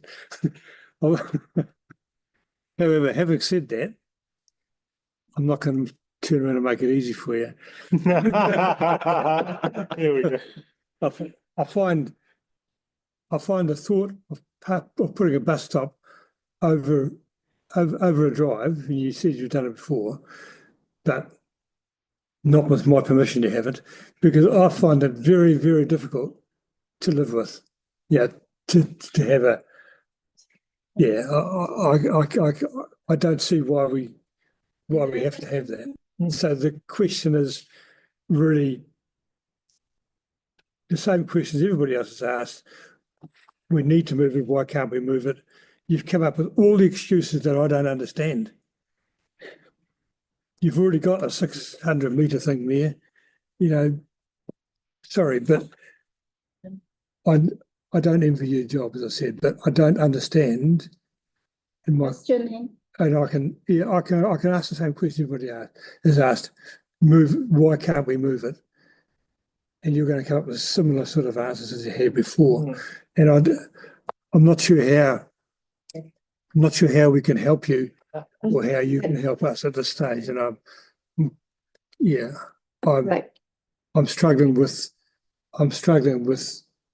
the two things. One, that I wouldn't vote for you to do it. And the other one is I've got no solution, but you're going to have to come up with one, I think. Right. I think that's for debate. It is, but it's part of it. Andre, just questions. We've got Andre and then Mark, and then we'll finish it off. Yeah, I think accusing a staff member of coming up with just excuses is really unfortunate and inappropriate. He's clearly looked at all these different options. So I don't think that's fair at all to say. But it's the decision, Henk, is up to us. We either have a bus stop here or we don't. Is basically where we're at. So asking staff to come up with solutions, we either do it or we don't. My question is, just to clarify, on the bus seat on Halswell Junction Road, if we approve it, you're happy to put it as far down as you can without it going through another report. And if there's a real debacle, you'd come back to us. But that's cool. Okay. I'm happy to move the staff recommendations. Right. Thank you, Andre. Mark, is a question? I've got one last question, and this is going back to your previous comment about having buses parallel opposite each other. Do we know that those two stops are ever likely to have two buses there on opposing stops at the same time? Well, it might happen, but I think that it's not something that we can calculate how many times per day it might happen. The thing is that if we had a wider road here, we would potentially can do that. But the road that we have here also is not too wide to have those parallel to each other. So, okay. All right. Thank you. We are ready to move on. Thank you, Mansoor. And there's two other upgrades in these reports. Oh, two other upgrades? You're okay with Yeah. it? Right, okay. I don't see a problem with the Hornby one. All right. Okay. It's pragmatic. So, wait, Madam Chair, I'll move the resolutions with an amendment. Wait, any other questions to the other upgrades? No? No. Okay. Thank you. Great. I need a mover and seconder. I'll move the amendment as well. And she wants to move. I'd mention I'm happy to move the staff recommendations if there's a second. Andre was. It's moved. I'll move. Stated that she's moving and amended. No, but yeah, Andre already stated earlier. But Andre already, I said it first. No, Andre said it first. I'll move. Have a second? Yeah. Does Andre have a seconder? Yeah. It's Tyler. Sorry, now the amendment for Halswell Junction Road. Sorry, can we have we moved the staff recommendation and seconded it, and then we're going to an amendment, or have we moved amended? No, I'm going to move them, but move an amendment as well. So it's really minor. It's a minor staff recommendation and seconded by Tyler. And now Helen is moving an amendment and I'll get seconded by somebody, hopefully. Not yet. Well, what's the amendment? Well, the amendment for Halswell Junction Road is that the seat proposed outside 66 be moved to 62. And the understanding is that they would come back if in fact there's a problem with that. It's not in order. The consultation. Oh, no, there's, but maybe just movement of a seat back to where the actual bus stop is. Staff have indicated that with the resolution that they'll move it as close as they can up. It's still as close as they can to fact 62. Yeah. Yes. 60. So I moved still a lot other than that the seat proposed outside 66 be moved as close as possible to the actual bus stand. Start of the bus stop. Is someone happy with that? Well, you could easily, I mean, if Andrew's keen for it, you could easily not as a Yeah, I'm meeting. happy for that wording to be chucked in the existing resolution. And that doesn't need another consultation. Okay, no, I'm fine with So that. what are the words we're going to have in here? Approves that a seat in a hard stand area be installed at the bus stop as shown on attachment D. Those words are going to need to change, aren't they? Moved as close as possible to the boundary of 66 and 62. But Yes, as close as possible. Within 66. Sounds good. Okay, That really sort of- we've agreed, Andre. Well, To the boundary, Put outside. outside 66, 66. close to the boundary of 62, as close as possible. yes, that's good, thank you. I'm happy with Take that. the Attachment D then. Yeah. Okay, Monsoon, that's a. Now, Speaks to you? yes. Now, the other one on Murphy's Road, Hang on, we've got it. or are you wanting to put this now and we vote on this? Did you want? No, so all the staff recommendations have been moved and seconded. Okay. So the one for Murphy's Road, and this is quite, I'd say quite a soft option, that the bus stop at 33 Murphy's Road be subject to further discussion on site between staff, resident and elected members. So we just have it, we go on site and we have a look and we, that would have to come back to the board. We'll hear from Taylor. Yes, we might have something else. Yeah, in terms of resolutions, you could add that as an amendment. We'll have to vote on that first. And then we'll have to go back to the substantive. Okay. So, I mean, it's within order. So what, my opinion. sorry, Helen, can you? And I'm happy if people want to rework that the bus stop at 33 Murphy's Road be subject to a further discussion between staff, resident and elected members. And I had on site. Yes, But Taylor. Hang on, Andre, Tyler, and then Andre. It's for Bailey. The question I've got for Bailey is, if we did follow through with that amendment, right? Could that come back to the next board meeting to be voted on? Say we separated that out, because I don't want to push this out to 2 years. No, I don't either. Could we separate that out, that resolution out, and bring in the others? And I don't know how Andre feels, but it's just a question to Bailey around systems and processes. So we The whole could thing's pass been moved, yeah. everything except 32, Yeah. except the recommendations in regard to the bus stop outside 32. Or 33.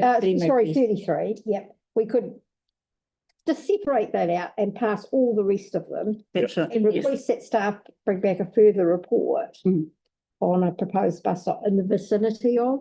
That won't work. Okay. I think what we need a bit more is actually resident to elected member to staff communication to be able to find some middle ground. And if there's no middle ground, regardless, it comes back to the next community I board think meeting so, to be voted yes. on. Yes. I mean, does that make sense? That's the way I said, on-site meeting, then if there's no resolution, it comes back anyway, regardless of the outcome. Yeah.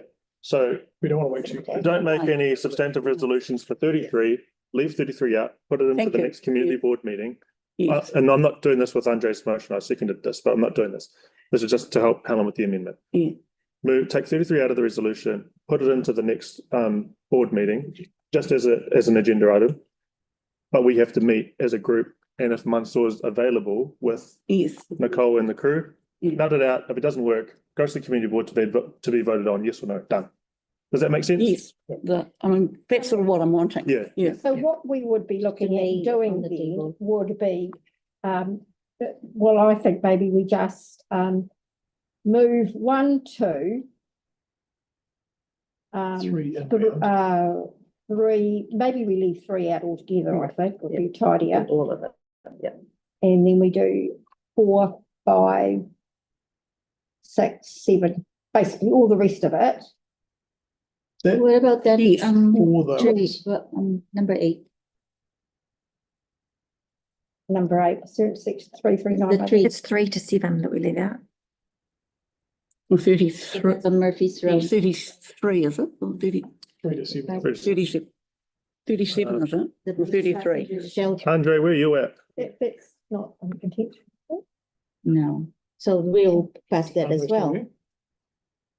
You're looking to pass everything and bring one Number of 3 to, And take out the bus stops on Murphy's. It's 33 Murphy's Road. Stage, is that right? Is it 33? Yeah. Would it be 3 to 7? 3 to 7, You have to have both. 3 to 7, leave those out. 3 to 7. It's always 3 to 7. Yeah, 3 to 7. That's fine. So Andre, it's bringing back 33 for the next community board meeting. Yes, yes. And we've got there will be an on-site meeting with the resident Staff. Well, we can only, elected members and staff. Subject to staff's availability. well, we can only request that, but we can do that. Okay, yeah, okay. Well, they're bound to, I think, if in fact we move it. Okay. Sounds good. Great middle ground. Politicking. Always good. middle ground. Andre and Tyler, it's your motion. Are you happy to change it to It's that? up to the Horsell councillor. well, yeah, to change the resolution to that. 3 to 7. So we're taking out 3 to 7, we're leaving the rest in, and you want to put in there an additional one, requests that staff staff undertake further investigation into the location of bus stops, of additional bus stops on Murphy's Road. Well, With it's the expectation that Monsour's. No, I think it's different. I think it's different. We Lay on the table. We can only lay a home. yeah, you can. Oh, It's having an on-site meeting and then it comes back to the board, either way. I think the key piece of the puzzle is not asking staff to go and further investigate. It's about the communication between the parties to find a resolution. Yes. the party. And that's the outcome we want. We don't want staff to go back and provide a report without having. No. Okay, so we just leave 3 to 7 out today, and everybody knows the expectations around the further. Yep. Have we got recorded, we've agreed to have an on-site meeting? I think that's important. There's agreement to have an on-site meeting. Oh, I haven't got that in there yet. Yeah, well, that's what I had. We're being recorded now, of course, as well. And further discussion between elected members, staff and the residents concerned. That's the expectation that everybody's heard, Helen, but it's not being written in there. I think it would be good to have it as a note at the bottom or something like that. Otherwise we'll lose track of it. Do you want to give you wording, Faye? Okay. Yeah. So notes the board's intention to meet with the residents and staff on site.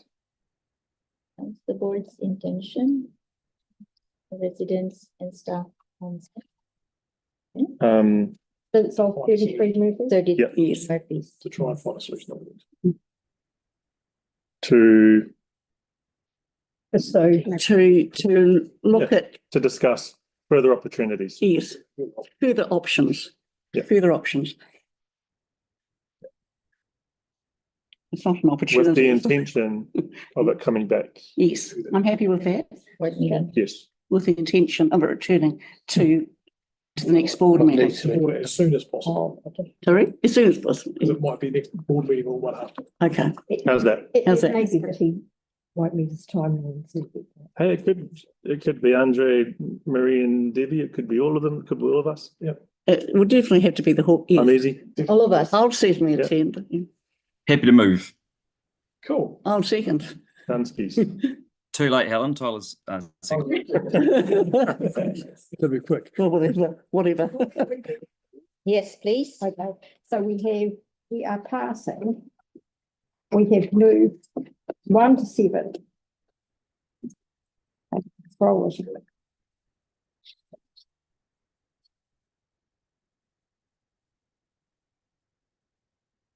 We have moved 1, 2, 8, 9, 10, 11, 12, and 13. And we've got a new one in there that I'll have to renumber probably. That reads, notes the board's intention to meet with the residents of 33 Murphy's Road and staff to discuss options for location of additional bus stops on Murphy's Road. Yeah. Okay. Thank you with that. Yeah. Is it 33 Murphy's Road and perhaps? It's 33. I think we're best to put down 33. We're going to look at all options, but 33 is particular. Right, okay. Happy with that? Everybody know what they're voting on? Yes. Okay. So that's moved. Andre seconded Tyler. And now we move on to debate. Voted. Moved, seconded.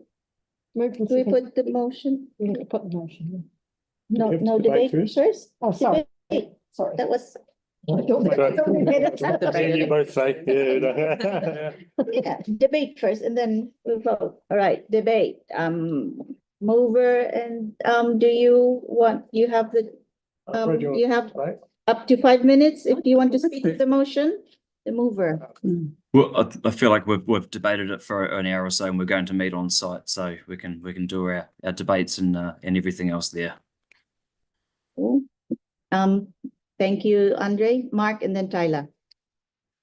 Wow, that's a process we've just been through. I think we've landed in a good place. We've listened.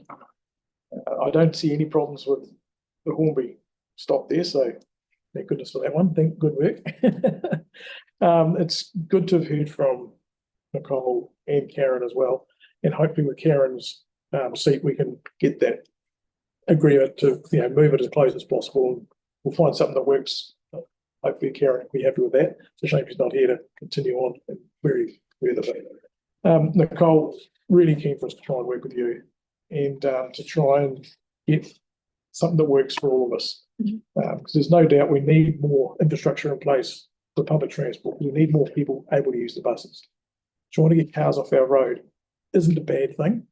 To give people options to be able to use public transport, I think is absolutely crucial. And I'm keen to work with the residents. That's the big thing, is working closely with the residents to get solutions that we can all agree with and work with. So thank you for your work of staff on this, and looking forward to the further work. And hopefully we can get this to a place where we can get this all settled and get this infrastructure in place. Thank you. Thank you, Mark. Tyler. Yeah, mine's really quick. I just wanted to acknowledge Nicole and Richard for coming in. The amount of work it takes to do this and the maps is quite significant. And I know what your family home means to you. And thank you so much for coming up and opening up and being yourself. Second of all, with deputation, I found it a bit hard when she was saying she was sort of giving an alternative and telling old people to sit on a wheeled trolley instead of sitting on some established seats. It was a difficult one to listen to, that one. But regardless, we got there in the end. And I also want to acknowledge Mansour and the team for all the work that you're doing. You're able to get some work done. So I'm looking forward to seeing you do that. And thanks for all the work that you do. Second of all, lastly, is for the board. It's really cool that you're open to listen and be a part of the community and talk to them, regardless of whether they're in your ward or not. Big shout out to you. And I'm looking forward to seeing an outcome, whether it be, hopefully, a positive outcome in the next community board meeting. Sure. Thank you. Helen. Yes, I'd just like to acknowledge that bus stops are always emotional for the people affected by them.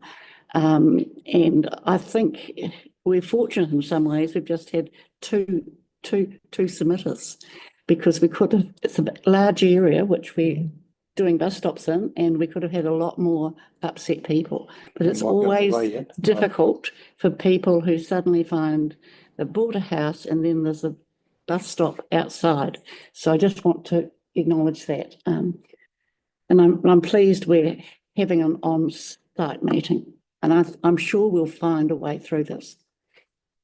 Okay, thank you. Thank you. All good? I will now put it to motion. You all know what you're voting for. It's everything except 3 to 7. Right, okay. Plus the note. Plus the note. Okay, all those in favor say aye. Aye. Against?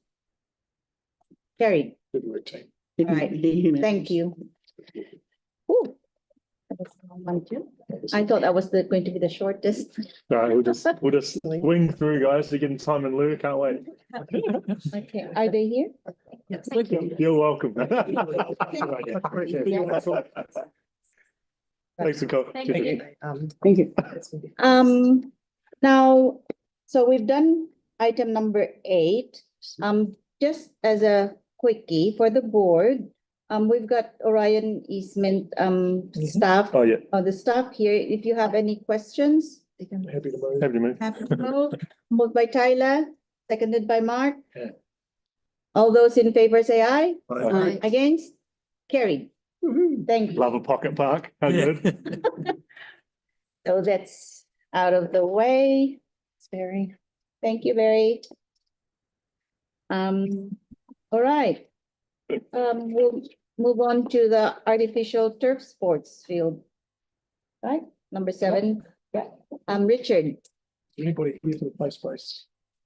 It's Toby's. Yeah, Toby. Mike, yeah, quite too. Yes, welcome. We've got Richard and Samantha. All right. Kilda.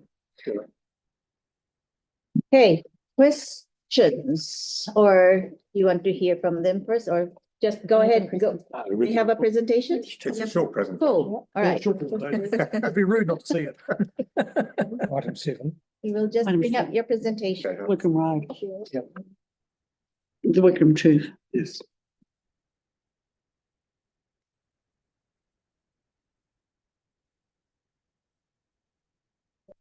We just need to share it with the live stream as well. Okay, the next slide, please. Just sharing it with the people on. Oh, okay. It's probably quite good that people who can't make it to this meeting can see a little presentation about this. Yeah. And it's the first. Thanks, bud. Yep.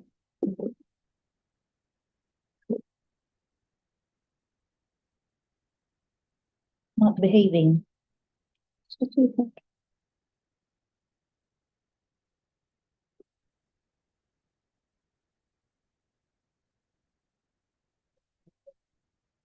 Thank you.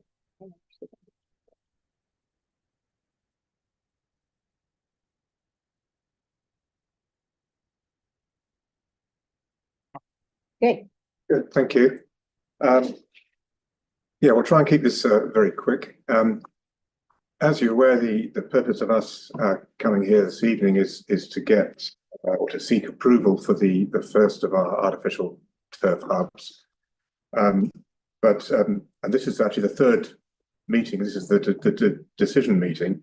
After the one we had last year in September, we basically requested to go and seek public consultation for our preferred site, and that's why Samantha is here to present those results. We've had a lot of discussion and debate already this evening, which has been very helpful. So I don't think we need to be too long on it, but we will obviously try and provide responses to questions if we can, and if not, to seek the answers and come back. So if I could have the next slide, please. As you recall, the site that we're looking at is all part of the recently adopted Sportsfield Network Plan, where we're looking at having 6 locations around the city that will have 2 artificial turf fields per site. And this site at Wigram Road, you can see it's between Wigram Road and the Southern Motorway. It's part of the Napunawai site, but it's not directly part of the Napunawai Sports Hub, which is on the other side of the motorway. But they obviously are linked by a road that goes through. Okay, if I go to the next slide, please. So This is the proposal as it stands, to have 2 fields there. There are some other developments already planned for that site. One is already underway, which is a new maintenance depot in the top right of the site there. And at the bottom is an area that we're proposing to use to supply turf for the new stadium. So it's going to be a well-used site, and really what I just want to do is say this is a concept plan, just to go through the process of design. Design has 3 main stages. It goes initially as a concept.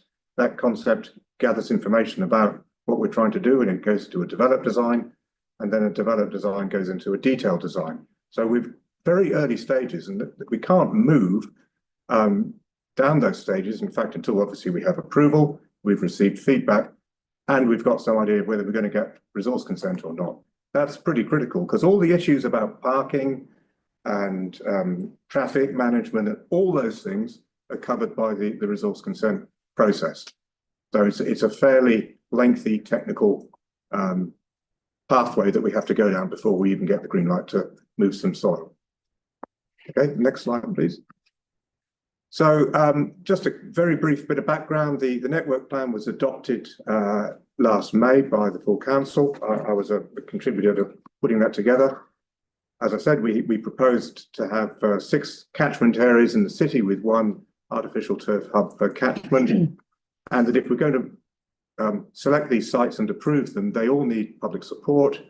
From a consent point of view, the best location is low residential areas and proximity, and also that we have some likelihood of actually getting consent. And we've got to think about things like car parking, light spill, noise. Those are the 3 big ones before we would even get consent. And we believe that the site that we've chosen as the first one is stands a good chance of getting down that road. Okay, next slide, please. This is the catchment areas that we've identified around the city, and if you can see a red circle there, that's the location of the first proposed site. There were questions asked earlier today about the other locations, and much as I would like to say, well, here's a map of all our locations, I can't do that because we haven't got them yet.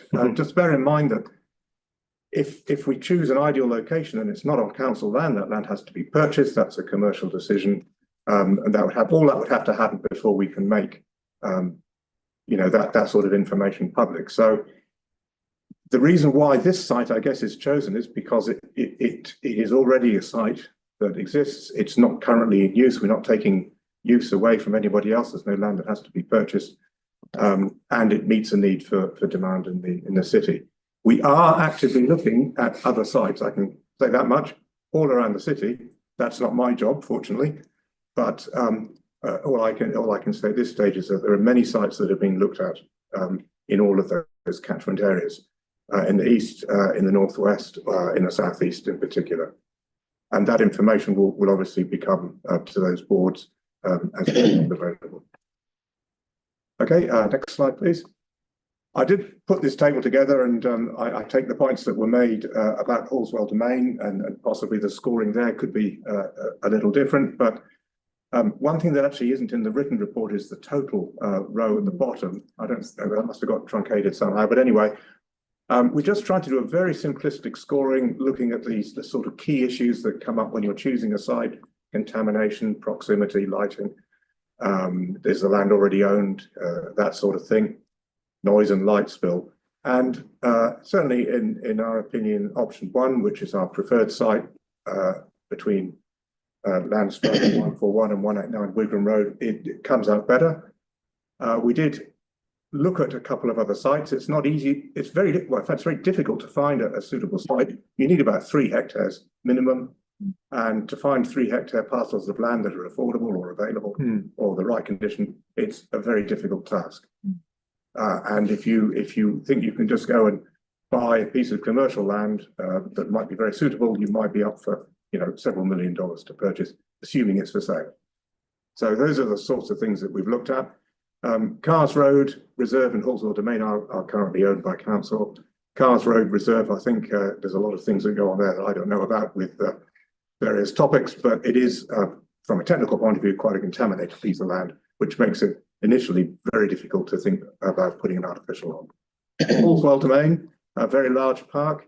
One of the criteria that I've been told is that we must look at building these facilities or not build them on existing natural grass sports areas. And if all other options have been exhausted, then we might look at that. It wouldn't be my call, but that's why that hasn't been considered initially as part of a location for the southwest. Okay, so I'll hand over now to Samantha just to talk about the community consultation that was carried out last year.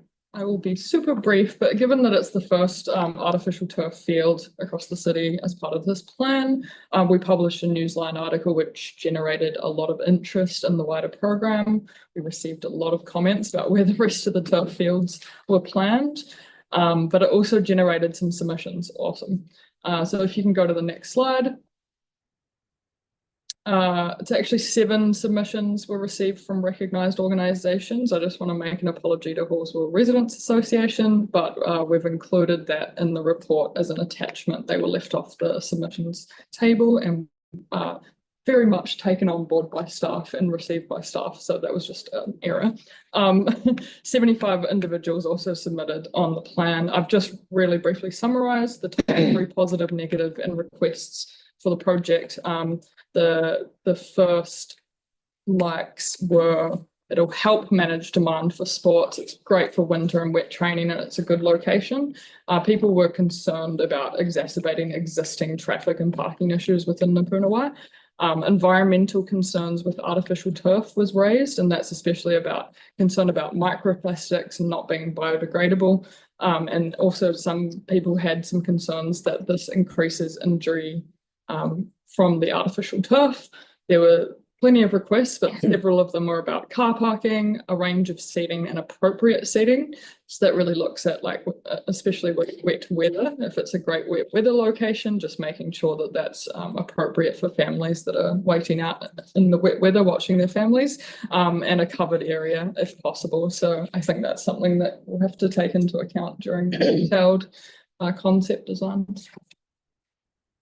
I just wanted to say a lot of submitters mentioned prioritising a facility in the east, as well as connecting to cycleways and public transport. Perhaps I could just add one final point. You know, the first construction, wherever it is, it's not going to start tomorrow. It takes at least a year to get these things planned. We don't have the funding to build it for at least a couple of years. We are trying to juggle some of the funding to accelerate it, but there's only so much we can do. You know, the consent process is not easy. We've got to get many reports. It's very expensive, obviously, as well. We've got to have some confidence that we'll get consent or we're wasting our time. But I think that, you know, the business about pausing this and looking at other sites, we actually have the funding to look at all the sites that we're considering over the next couple of years.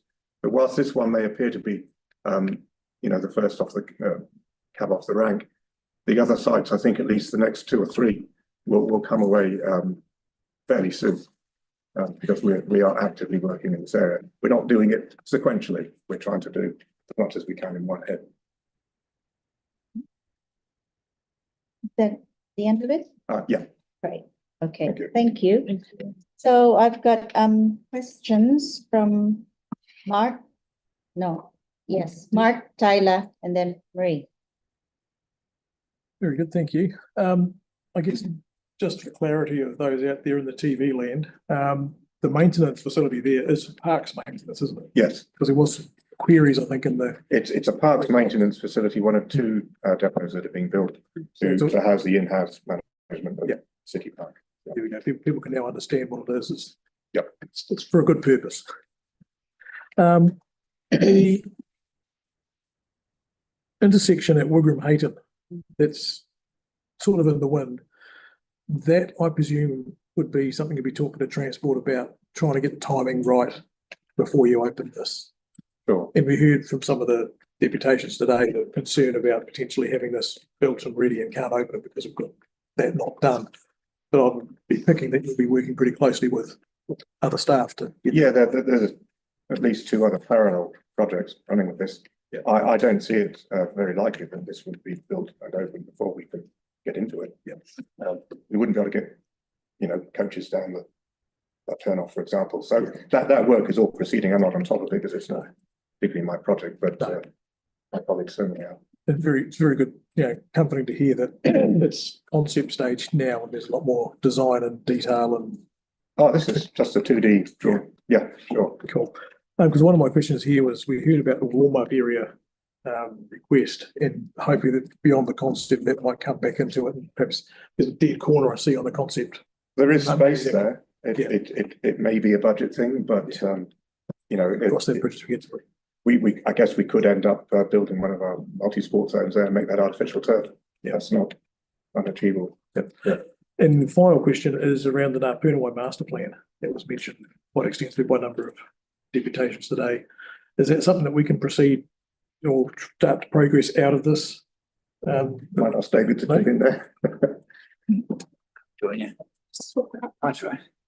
Your questions.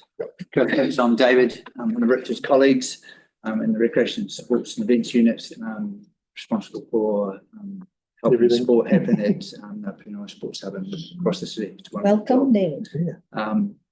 So with regards to, maybe just go back to your first question, my understanding about the parallel projects is that there's the maintenance facility is on schedule for doing during this year. And then the understanding is the transport would happen over summer, and then sometime this may happen. Yeah, cool. So that would be the opening up the underpass beforehand. I can't see this getting approval or funding before the transport option would happen. Back to the master plan discussion, yeah, there has been some discussion internally with staff about whether it would be valuable to update the master plan, because there is a master plan that does exist for Ngāpunawa, and whether it would be valuable to do so. Yep. I'm very aware that the sports partners that are involved in Ngāpunawa at the moment, supported by Sport Canterbury and supported by the Ngāpunawa Sports Trust, are actively looking themselves at doing the work and hoping to partner with council in the future if the council staff are able to update the master plan. Excellent. Thank you. That's good. Thank you. Right. Thank you, Mark. Tyler. G'day, guys. How you going? That was a really creative idea around the warm-ups, zone. What are your thoughts on that? I've done designs for Auckland Council where we've had warm-ups. They do maximise the use of the facility. Great. So there is space. Yeah. In fact, even the space on the bottom left potentially could be available. That area is going to be regraded and to a sports park area, that way you can see that sort of linear strip in the bottom southwest corner. Yeah. So yeah, I mean, I'm quite happy to pursue that. Okay. Various people. If there's funding in space, it can help a lot to the efficiency of using space. Yeah. They will more people be able to use it more effectively. They don't have to be that big, that's the thing. I mean, I don't mean to brag, but I've had a bit of a history in high performance sport, and it would be a really good spot for prehab and rehab to even think about that in terms of preparation.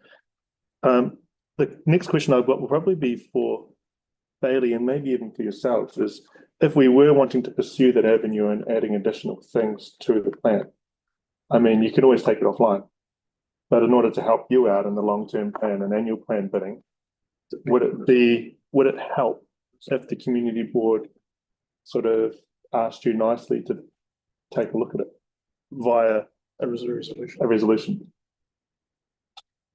I just get a report that tells me. I know, but yeah, sorry to throw you in it, but I'm just trying to make sure that we're just sort of ticking all our boxes just to make sure that you guys can sort of have all the tools you need. Yeah. Well, I've sent through some resolutions, I think, tick all the boxes. Good man, Andre Moore. Andre. Okay, next question then. I trust Andre with that.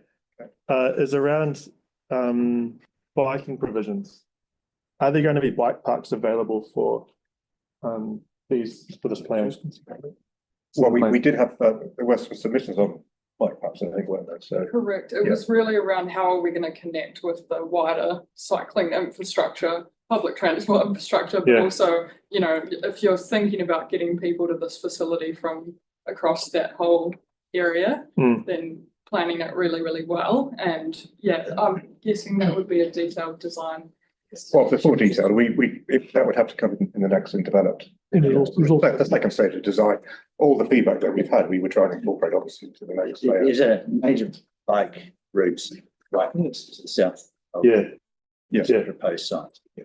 And it's reasonably well. We had a lot of questions about how it would connect with the existing kind of cycling infrastructure in Napuna. Samantha, you can come to the table. Yeah, we'll come back. Oh, there's an You extra. guys can pull up another chair. You're all gonna get questions, trust me. It's a good question. It's something that a lot of submitters raised about, you know, if you're pulling people into Napuna, how are you going to get them like around safely within the facility? Because I know that there's an Underpass. Yeah. Yeah. So it's thinking about, connecting with the rest of the site, but also around. A lot of high school kids especially use bikes nowadays. Yeah. And that brings me to my last question, was around permeable and non-permeable surfaces. There are high school kids, young athletes that use road bikes, which probably not be well acquainted with gravel pathways. Would there potentially be options to look around more non-permeable surfaces to go to? Are you taking through Musgrove? Provide access? Yeah. Well, we've actually got to bring water in through Musgrove. Yes, okay. So it's through the path. Yeah. I see the drainage reserve If there. we're going to dig it up, it's possible. That's well good. Okay, no, that's cool. All good. Great, thanks. Thank you, Tyler. So I've got Marie, then Andre, and then Hank. Anybody else want to tag along? No?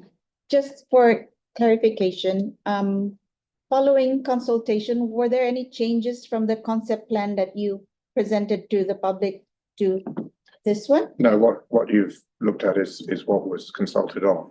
So what did I remember seeing before, that there was the stormwater basin was smaller and the parking area was larger? There was the one concept plan presented to us. Right, okay, yeah, you're right there, that's well spotted. The stormwater basin is based on stormwater engineers and the size of it to deal with the runoff from the car park and the artificial turfs. So that's been through, I wouldn't say a detailed design yet, but it's been through the next stage of design. I'm quite surprised how large it is, I have to say. Yes, so that's why I was wondering whether is this the one that went out for consultation rather than the one that you presented to us? The one I presented to you last September Yes. would have been an earlier version, with a smaller stormwater basin. So this is the one that went out for consultation, yes. correct? Yes. Thank you. Andre and then Hank. My questions have actually been answered very well, so I'm happy to move the staff recommendation with the 3 additional numbers that I'd sent through. Right. Yes, there is. No, I think We've got a question from Hank still. Yeah, just a clarification thing. You're going to use a changing facilities at Waipuna Way? There's a table in there. No. Okay, sorry, that's me reading you wrong. Yeah, operationally, it'll be completely independent. Okay. The other side Yep, of the road. no, that's great. Great. Yep. Right. What Andre's Do we- three? Do we hear Andre's one or do we Yes, I'll have? put it up on the screen for you, although While they're talking, there's I'll sneak one in. Is the parking going to be interchangeable? I'll get them away now. The extra parking you're putting in, could that be used by Waipuna Way and the other way around? If that wouldn't be the intention. It's a long way away. it is a long way, yeah. And I mean, if we need extra parking on this side, there's light industry on the other side of Woodland Road. I mean, that Provided they know, huge yeah. amounts of parking right there, Yeah. out of business hours. Yeah. That's Right, I think we are moving on to the next stage, so thank you for. Thank you, team. Like your work. Thank you. And so Andre has moved. Is I'll that just bring these across. his amendment? The lovely Sarah has seconded. And Sarah. Not knowing what. Yeah, I'm happy to speak to them as part of my debate. Hang on, Andrea, I'll just share that with you. Can I give that to you? It's been that much. Good thing it's the western zone, which will have to. You know, I've got the additions here in front of me if you're not able to. Okay. All right. Yeah, no, can't see That part, unless the wording's been changed, that part's all under control at my end. It hadn't been. We're playing concrete and A few suggestions. You're in the western zone too, brother. Western zone too. Yeah, apparently. So Andre, Faye has a few suggestions to the wording. Are you? If you're open to it. Andre? Yep. So rather than request the report, I think it was just request staff advice. Yep, sure. Yep. On proposals, staff advice on any proposals. Yeah. I'd put report because it's been an ongoing issue for a number of years, but advice is fine. Yeah. Yes, top of it, so, yeah, she's happy with that, you can change that. Shall I type it in? Yes, please. Yep, all cool. It's a good move. Be good. I did laugh at the sprinkler photos you put up last year. That was pretty fun. Different fields, but yeah. There's work at Knightstream Park underway physically as we speak to avoid issues like that in future. So we should be able to. What's got a swamp of sports fields? It's a swamp, mate. Yeah, we're all. We're hard and Riccarton. Where's he playing concrete? As far as I'm aware, Halswell United spectators haven't had sprinklers spraying all over them in 5-degree weather with torrential rain and gale force winds, but I'm happy to be corrected. That's the most Kiwi thing I've ever heard of. They make them hard and Halswell. Oh, so good. Tough. They're all fit to sport. That's good, David. It's good news. The swamp foxes. Well, I'm bringing that to the community board next month. A new slogan for Halswell hard. Timaru didn't want it, so we'll take it. What's the slogan? Halswell hard. Halswell hard. Love it. The Timaru people voted for Tim is hard and the council turned it down. So let's be a council that listens to our people, eh? You probably get a few questions asked, don't you? Yeah. Well, Timaru opted for touch, taste, feel Timaru instead of that slogan. And I tell you what, I think that's much better. Oh, well, that was their slogan for about 10 years or something. Yeah. Hell of a PR campaign. Yeah. Yeah. He's got a little trouble with that one. Ready? It was all hard. Not a fan. Not a fan. You wouldn't be, but Riccarton rough, mate. Riccarton. Can we move along? I think they're just doing the wording. Just finalizing the wording.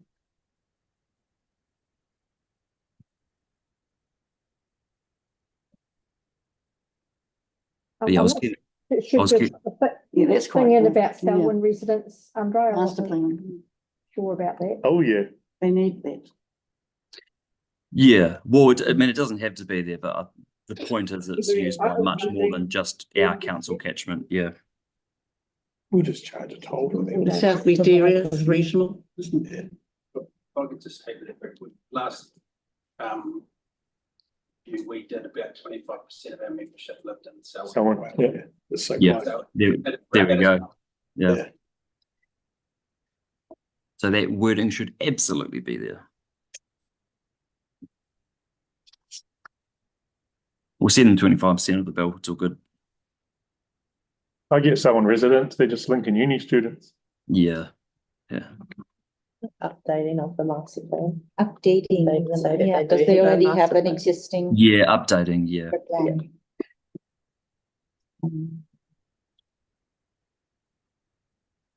We're all going cookie in here, eh? Updating. So you guys knock off early tomorrow, hopefully? Master plan. Or no one for the water facility. Not everyone has the life of a councillor, Tyler. And I think if I can, Tyler, should something in here that could be something along the lines of request that staff investigate Oh, yeah, the warm-up zones. For a warm-up space in the design for the artificial. What would you officially call them? Optimizing the use of the artificial turfs by including a warm-up area. Yeah. In the facility. On site. Because I've never seen one. I've played rugby on the Wellington ones. Yeah. Absolutely suck.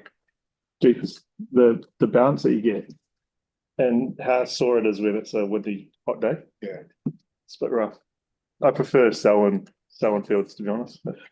One of the things I hear about the Netball field. is the lack of flexibility. Oh yeah, I mean, I've seen guys get injured on when we do warm-ups. Yeah. Just the quality of the fields. Just because I had it, it's gone. Sorry, I'm just having a conversation about another item. I should have picked it up earlier. Sorry.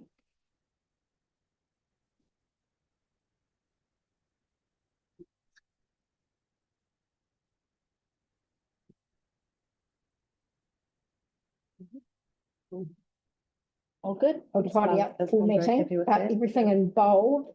Andre, are you happy with? Yeah, yep.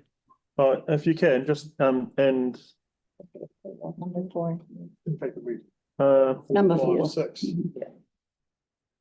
Or Can you do- is that gonna be 1, 2, 3, 4, 5, 6, 7? Yeah, I see them through as 4, 5, 6, but Yes, sorry, they were Andre's numbers, but I'll renumber it. Yeah. cool, Yes, nice Tyler. one. Could you do limited? Sorry, including but not limited to, just to make it easier for staff. The warm-up area one. Optimizing use of the artificial turfs. Including the use. But not limited to, Optimize the use of the artificial turfs. I don't know if it makes sense, but including. But not including but limited to provision of artificial turfs. warm-up area, Oh, yeah. yeah. It just gives staff the ability to find other ways, not just. But not limited to. And of course, they'll be doing that, it's just the warm-up area I really want to hone in on. They're already on top of it. Vision.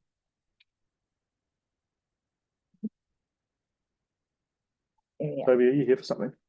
Andre is happy with it? Tyler, happy? I'm just here. Yeah. Okay, I like that yellow. Short the streets over around. Here for the tree planting. I tried to get it. Where's that? Just the tree planting for the playground. Oh, of course. Review. Yeah. Oh, we could have passed that ages ago. You do a quickie now. Oh man, Greg's been online for a long time too. now no one can complain about stuff slacking it because we're doing it to you guys. Poor buggers. Yeah, okay. Good to know. Yeah. Happy to move those words, Andre? And Sarah. Yeah. And Sarah, Andre. is a second? Yes, and Sarah seconded. So are we voting on this now? Is there any debate? No. Oh, Mark, Always one. No, I want to one word. Mark and then Helen. Andre first because he's the He's mover. mover. Okay. Go for it, Yeah. Andre. Yeah, just to touch on one point, it's really useful to have mainland football here talking about the deficit, particularly being in the southwest. And it just so happens that council acquired land. It also needed space for a maintenance facility for parks. And it also just so happened that council needed more parking at Ngā Punawai. So this does that with 168 more car parks. For 2 turfs, you don't need as much as 168 car parks. So that will be in addition to what's there currently. Just on what I've added to this resolution, Halswell Domain turf has been stuffed for a long time. There are a good sort of 2 years in a row where Halswell United could barely use their main pitch throughout winter. And of course, it's a winter sport. So for people there to see these brand new pitches being built elsewhere while theirs have been unusable would potentially leave a sour taste. So I think we should be getting this kind of advice at the same time. That said, taking advantage of this opportunity is a good thing. Likewise, we should be clarifying the point around the extent of where turfs may get developed in the southwest area. It is growing, it is getting very big. That 25% stat of Selwyn users, that's very useful. That really just proves the point. Around master planning, Ngāpunuwai's changed a lot since it was planned, designed, and opened. I think the time has come to update that. And a point that hasn't actually been spoken about much in this country over the last couple of months is that the All Whites are actually probably about to qualify for their first World Cup in 16 years' time.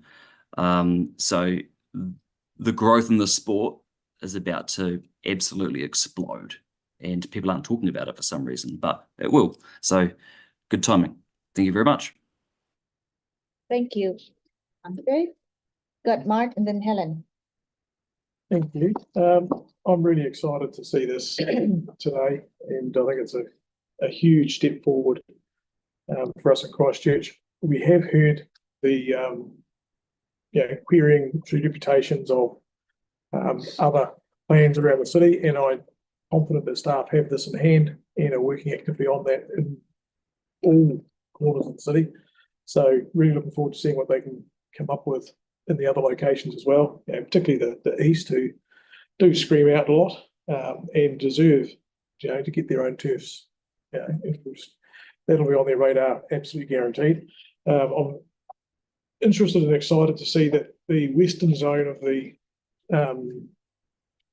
plan for this actually still takes in Hornby. So there may be something else in that western area, which may even move into Riccarton, Harewood. It's somewhere in that western area, so it's going to be quite interesting to watch where that lands. We do have a rather large piece of land, of course, out at Templeton, which was slated as a sports hub. So we'll see whether that comes into play. But getting this moving forward, I think, is a great thing. It's going to take a journey. There's going to be the resource consenting and all sorts of things to go through on this. The extra car parks is good to see that it's got its own self-contained car park effectively, because this is quite detached from Ngāpunuwai. There's a motorway in between, which kind of separates it quite nicely. But to see these turfs coming online to help the clubs in the area, we heard not just but we heard rugby, we heard cricket, rugby league. This is true multi-sport. It's good to have that vision with this, and really looking forward to seeing how this lands and make good use of that land that we've acquired in that little slither. And good to see the parks maintenance depot going there. Be good to see that warm-up area included as we design going down the track. So, hey, good work, guys and team. Let's box on and keep moving. Thank you, Mark. Helen. Yes, I'm fully supportive, particularly of the extra advice. It's good. The only argument I've heard against this is that it isn't the east. Well, I just think we just have to take what's there, actually. And if we don't take it, we'll lose it. So I think it's good it's happening in Halswell-Hornby. It's needed, and it's a growing community. So very pleased. All right. Thank you, Helen. I will now put this to motion. All those in favor say aye. Aye. Against? Carried. Thank you. Great. Good work, team. Well done. Now we've got, sorry, Mansur, you had. Thanks, Thank you. Thank you. We've got Mansur again about the bus layover for bus route 7. At Night Street Park. Oh, cool. Come back again, Mansur. Hello again. Should have had this straight after. Yeah. Does the Halswell person want to move it? Yeah, happy to move. Yeah. Happy to move. I'll second. Helen, second. Oh, thank you. Oh, bro. No, it's not good. Right. All those in favor say aye. Aye. Against? Carried. Thank you. Thank you. See you. Thank you, Mansur. Good to see you. Right. Next we've got Joe Grigg, who's online, and Toby and Jason. Yes. At Quarry View Park, new play space and tree planting. Happy to move. Welcome. Happy to see you. Oh, moved by Andre, seconded by Mark. Thank you. Enjoy your evening. That was worth waiting for. Overtime. Sorry you had to sit there. So all those in favor say aye. Aye. Against? Carried. Thank you, Joe. Thank you, Joe. Thank The you, process Joe. was awesome. Thank It It was We've absolutely waited a long time. engagement process, the doing, it was awesome. Thank you, Joe. Right. Cool. Next to the, next item, we've got, progress on the Waipuna Halswell-Hornby-Riccarton Community Board Plan Priorities, 23 to 25. So we've got Bailey. Any questions to Bailey? Yes, Faye, you might be able to answer. I put some recommend, but you had something other than what's there typed in. And This is then about I made, the residents meeting. it was all through 2003. We did a lot of work. Which one is this? I made the change, no, but Faye had some. I made some changes. Some were accepted, some not. But even the ones that you had in there have been dropped off. Even the ones that you first had. Which one are we talking We're about? talking about CC 14? Yes. Right. And so unless someone. Just to clarify, Helen, this is a staff report, Yes, so we are not contributing to the we did report. contribute and it was accepted. Bailey might have been on leave, but I accepted it with Faye. And even what you had in Faye earlier hasn't come through. The updates that I said that we would update have been made in here. Are you talking about the? There was language around the board has made submissions on 5 occasions. Yeah. And I put in what we'd done and that was knocked out. But that was done by Faye on the first draft. So just to clarify. So we don't actually hold things up. For the other members of the board, so this board area report is staff generated. Helen wanted an item about C14 to be included and she has suggested some wording. But also Faye had some earlier wording. So is the best way through this, approve it, but I and Faye and Bailey have a talk tomorrow because there was some wording there that's been dropped out, which Faye had. That the board made submissions on plan change 14 and that you represented the board and that you spoke 5 times to the independent hearings panel. That's all included in this report. It's in there. It's in there. It's in there. Okay, well, okay, I was happy with compromises. Let's have a look. Otherwise, it's just a general update. We'll continue to, we'll bring another one it's before the important end of because the we term. did say the residents would feel supported as a goal. So we do have to put down what in It's fact we included did. in there, Helen. But I'm sorry, if I'm not reading it right. I have other questions. What page is it?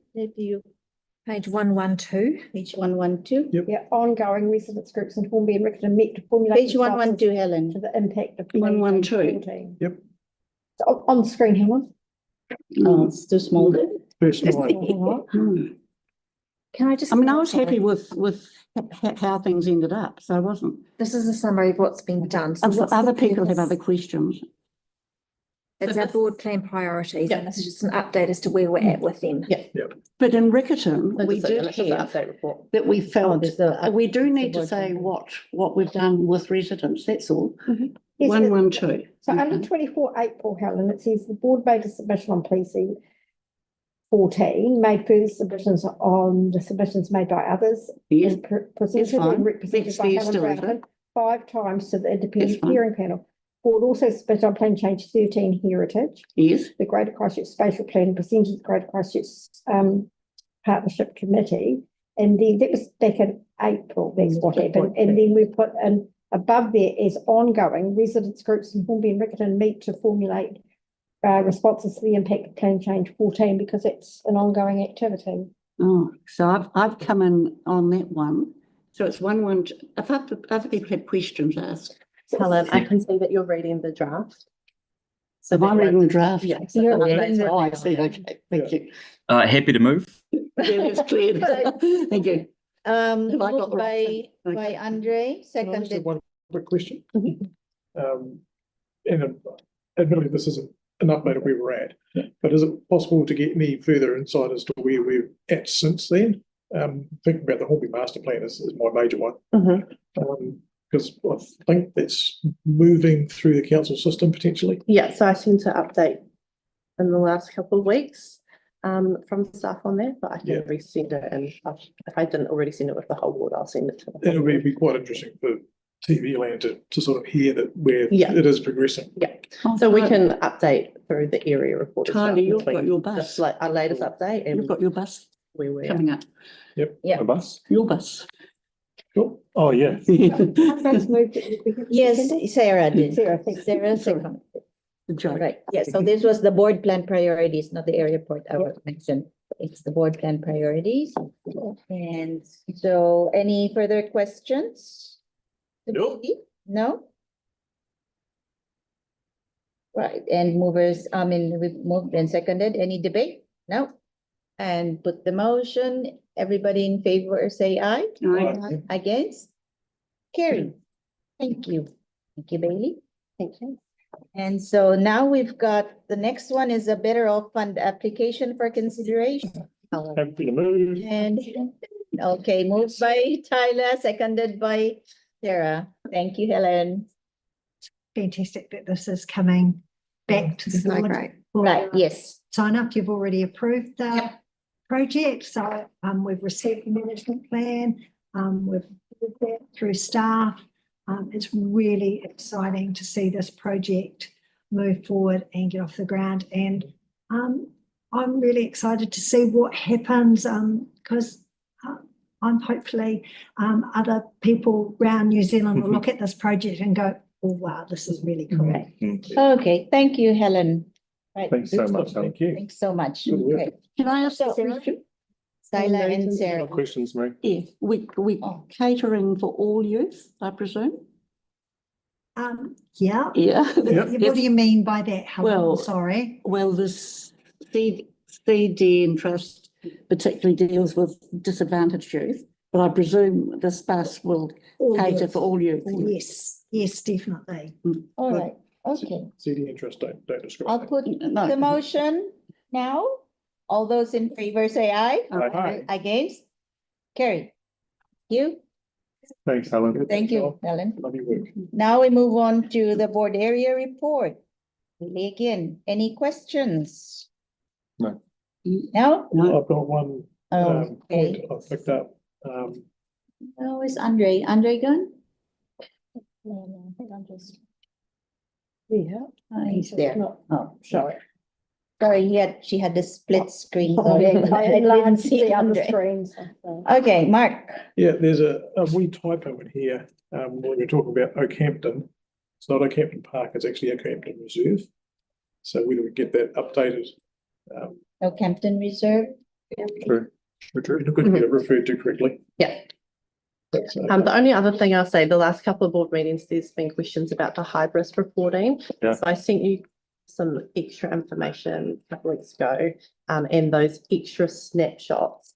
We're not going to include them in the report. They need context to be 100%. but they are in Big Thinking. So yeah, if you have any further questions on that, let me know. Cool. There's a massive spike for Riccarton, eh? Bigger than, more than usual. Someone's out there doing some stuff. Right. Any other questions? No questions on Zoom? Okay. Do I have a mover and seconded? Moved by Mark, seconded by Hank. All those in favor say aye. Aye. Against? Carried. Thank you. This council. Oh, wow. All right. Yeah. Elected members info exchange. So this is just for information, no actions here.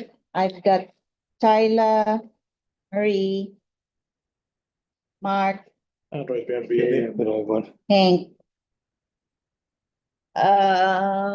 Does Andre has anything? I've got about 1,000 updates. There's just, I'm not even going to try. Thank you though. Okay, Helen. So I've got Tyler, Marie, Mark, Hank, Helen. Sure. I have to go and have dinner soon because I've been fasting all day. Yeah. But We have two. I just wanted to, yeah, sorry, I've had some interview balls. The first one, just the update about Garth stuff. I just wanted to quickly update about that. So there is a transparency tool that Councillor Templeton's put through in the long-term plan that staff are going to be investigating to be able to implement in after the next election. That might mean that we bring back the voting buttons, things like that. That'd be really cool. But they've got a tool that's actually goes online and it shows who's voted where for every single item, which is really cool. The next one is about the micro mobility stuff, like the Ario and Lime scooter stuff. I'm looking to put forward a notice of motion at the moment to actually allot zones or drop-off zones and parking for scooters. It's been one of the biggest issues in Riccarton as of late. And those scooters are going out to suburban streets now. Like I went to Electric Ave and I scooted 12 kilometers from North Hagley to my house, and I could do it. It was pretty crazy. And it was $7. $7. So everyone was Ubering. Here I was taking a scooter, paying $7 to go home. It was crazy. And right down the cycleways I'm at. It was amazing. So there's a plus side to that. But the downsides are blocking footpaths to stop accessibility for those more vulnerable people is really tough. So that's why there needs to be appropriate zones for drop off or zones where you can't drop your scooters off. And then That issue with the Lime scooters before? there was also drop-off zones, particularly in the CBD, there were zones where you couldn't drop off. And staff can actually have the power to GPS locate them and make sure that they slow down in certain areas, they can go normal speed in certain areas, and they can't park in certain areas. But at the moment, Ario is a new brand. That means that everything's sort of new, so therefore staff need to sort of rein them in a little bit. It's just growing pains, and it's actually a really good provider in comparison to the Limes and the Neurons. The Neurons are quite dangerous. Ario's on 3 wheels, more balance. They stand up, they don't fall over. They're too heavy for people to throw in the river, and they look good. So, yeah, a lot better than the last ones. Can I ask a question of you, please? Are they meant to be on the road or footpaths? They're scooted. By the law, you're not allowed to drive them on the roads. On the road, so it's footpaths. There needs to be a central government law change for us to be able to do that. Do they need helmets? Yes, they do. So in the app, you could easily say, I've got my own helmet, and it doesn't unlock. So people just don't wear helmets because apparently it's not cool. So, they just drive around. Nutritional fix that. And just for public knowledge, I wear my helmet all the time. And the last two really quickly, I wanted to acknowledge Oak Development Trust for the amazing work that they're doing. They're doing countless amounts of our volunteer hours for the community, particularly in Harrington. They're doing the Riccarton newsletter all the time, every month, and they're doing a great job at it. And the events that I've been to did this keep going up and up and up. And the community in Harrington is so multicultural and so colourful. It's just a beautiful thing to see everybody get along. Went the other weekend, massive tug of war, and the kids took this one out. So they beat the parents. That's pretty cool. So that's that one. And the last one is on Mandeville Street. There's a property that's having a bit of issues. And I'm noticing this around Christchurch. There's toy bushes at the moment. It's toy season. But the problem is the neighbouring business is a carpet business. So the toy parts, the little feathers, get stuck in the brand new carpet, and it's actually ruining their business. So I've asked staff to investigate, just acknowledging that there is going to be issues like that across the board. But the issue I've got actually is with the site next to it. And in Riccarton, there are sites that are yet to be developed, and they get overgrown with different plants that either grow naturally or they're put there. So they're rundown sites essentially that are actually inflicting damage upon neighbouring businesses and residences. So I'd love for us as a board to actually do a big scope over what is going on. We see the sales yards in Antonio Hall, but there's also other sites around the city that we need to start addressing. I don't know what that means for our council colleagues, but just letting everyone know. Thank you, Tyler. And I've just got quick ones.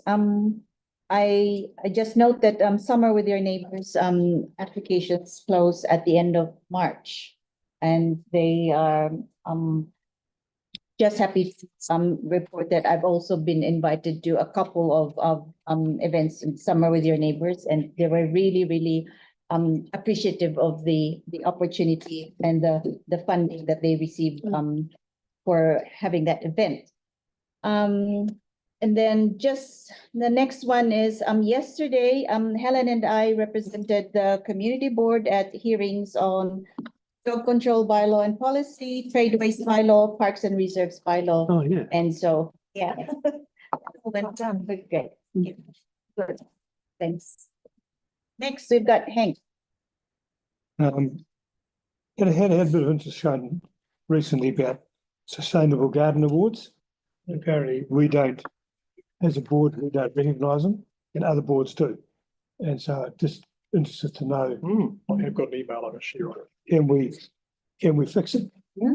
There's been some interest shown, so it might be a flyer, I think. Yeah, I can share. Yeah, Yeah. yeah, I'm quite keen to see. Yep. Right? That's it. Thank you, Hank. And then we got Helen and then Mark. Yes, just on the garden awards, there seems to be a change of time. You were here last term, Mark, weren't you? We tended with Mike, was here, we had them about 5 o'clock. Yeah, they were in the club. Yes, so I just point out that they were at 5 o'clock at one stage. And all through the time I've been here, it was always at 5. No, Noella tells us no, they weren't at 5. The community service. Oh, well, I'll ask back, but Bailey follows that through. So, yeah, I with Dr. mean, the reason for Noella. 5 is that people can go after work. Yeah, well, so with Dr. Noella, she said the previous community garden awards were held around lunchtime, just after lunch, early afternoon. And also the invites have already gone out, and there have been responses, and a lot of are going to attend, and these are the recipients who are available during this time. And she would also check with the elected members' calendars, the availability in the calendar. So if you don't put your availabilities on the calendar, Noella can't see that.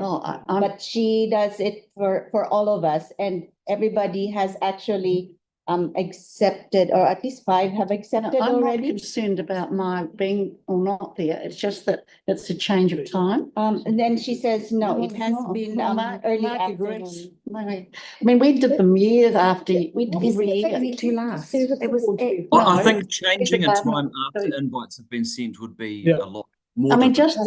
I guess if there's a shift, just to ask. All right, yeah, thanks, Helen. Well, Sarah, I'm curious to know the one in Hornby that we had.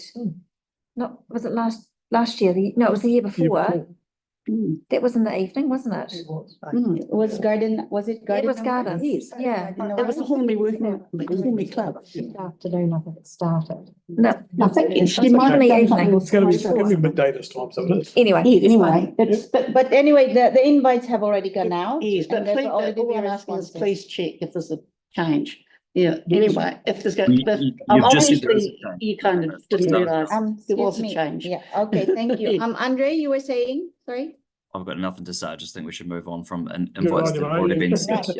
I mean, okay, thank you. I just want to talk about the other thing I've sent around recently, yesterday, is about the birds. And I've never come sort of across that before. So I've been around on it. That's interesting. It's really odd there. So we'll wait and see if there's any controls at central or local level. Okay, thank you. Helen, Mark?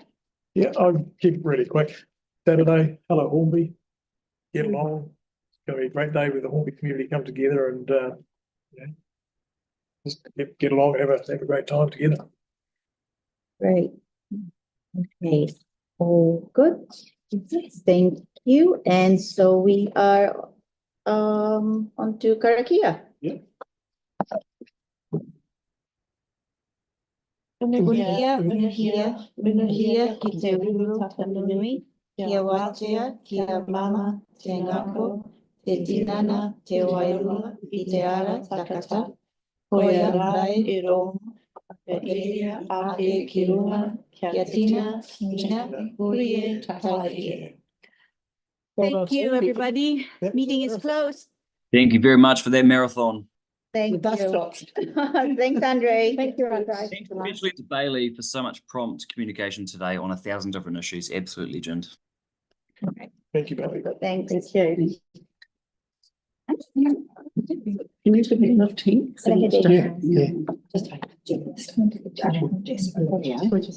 okay, he'll charge you for it. I probably should actually. Online. My Dutch side is sort of watered down a bit these days.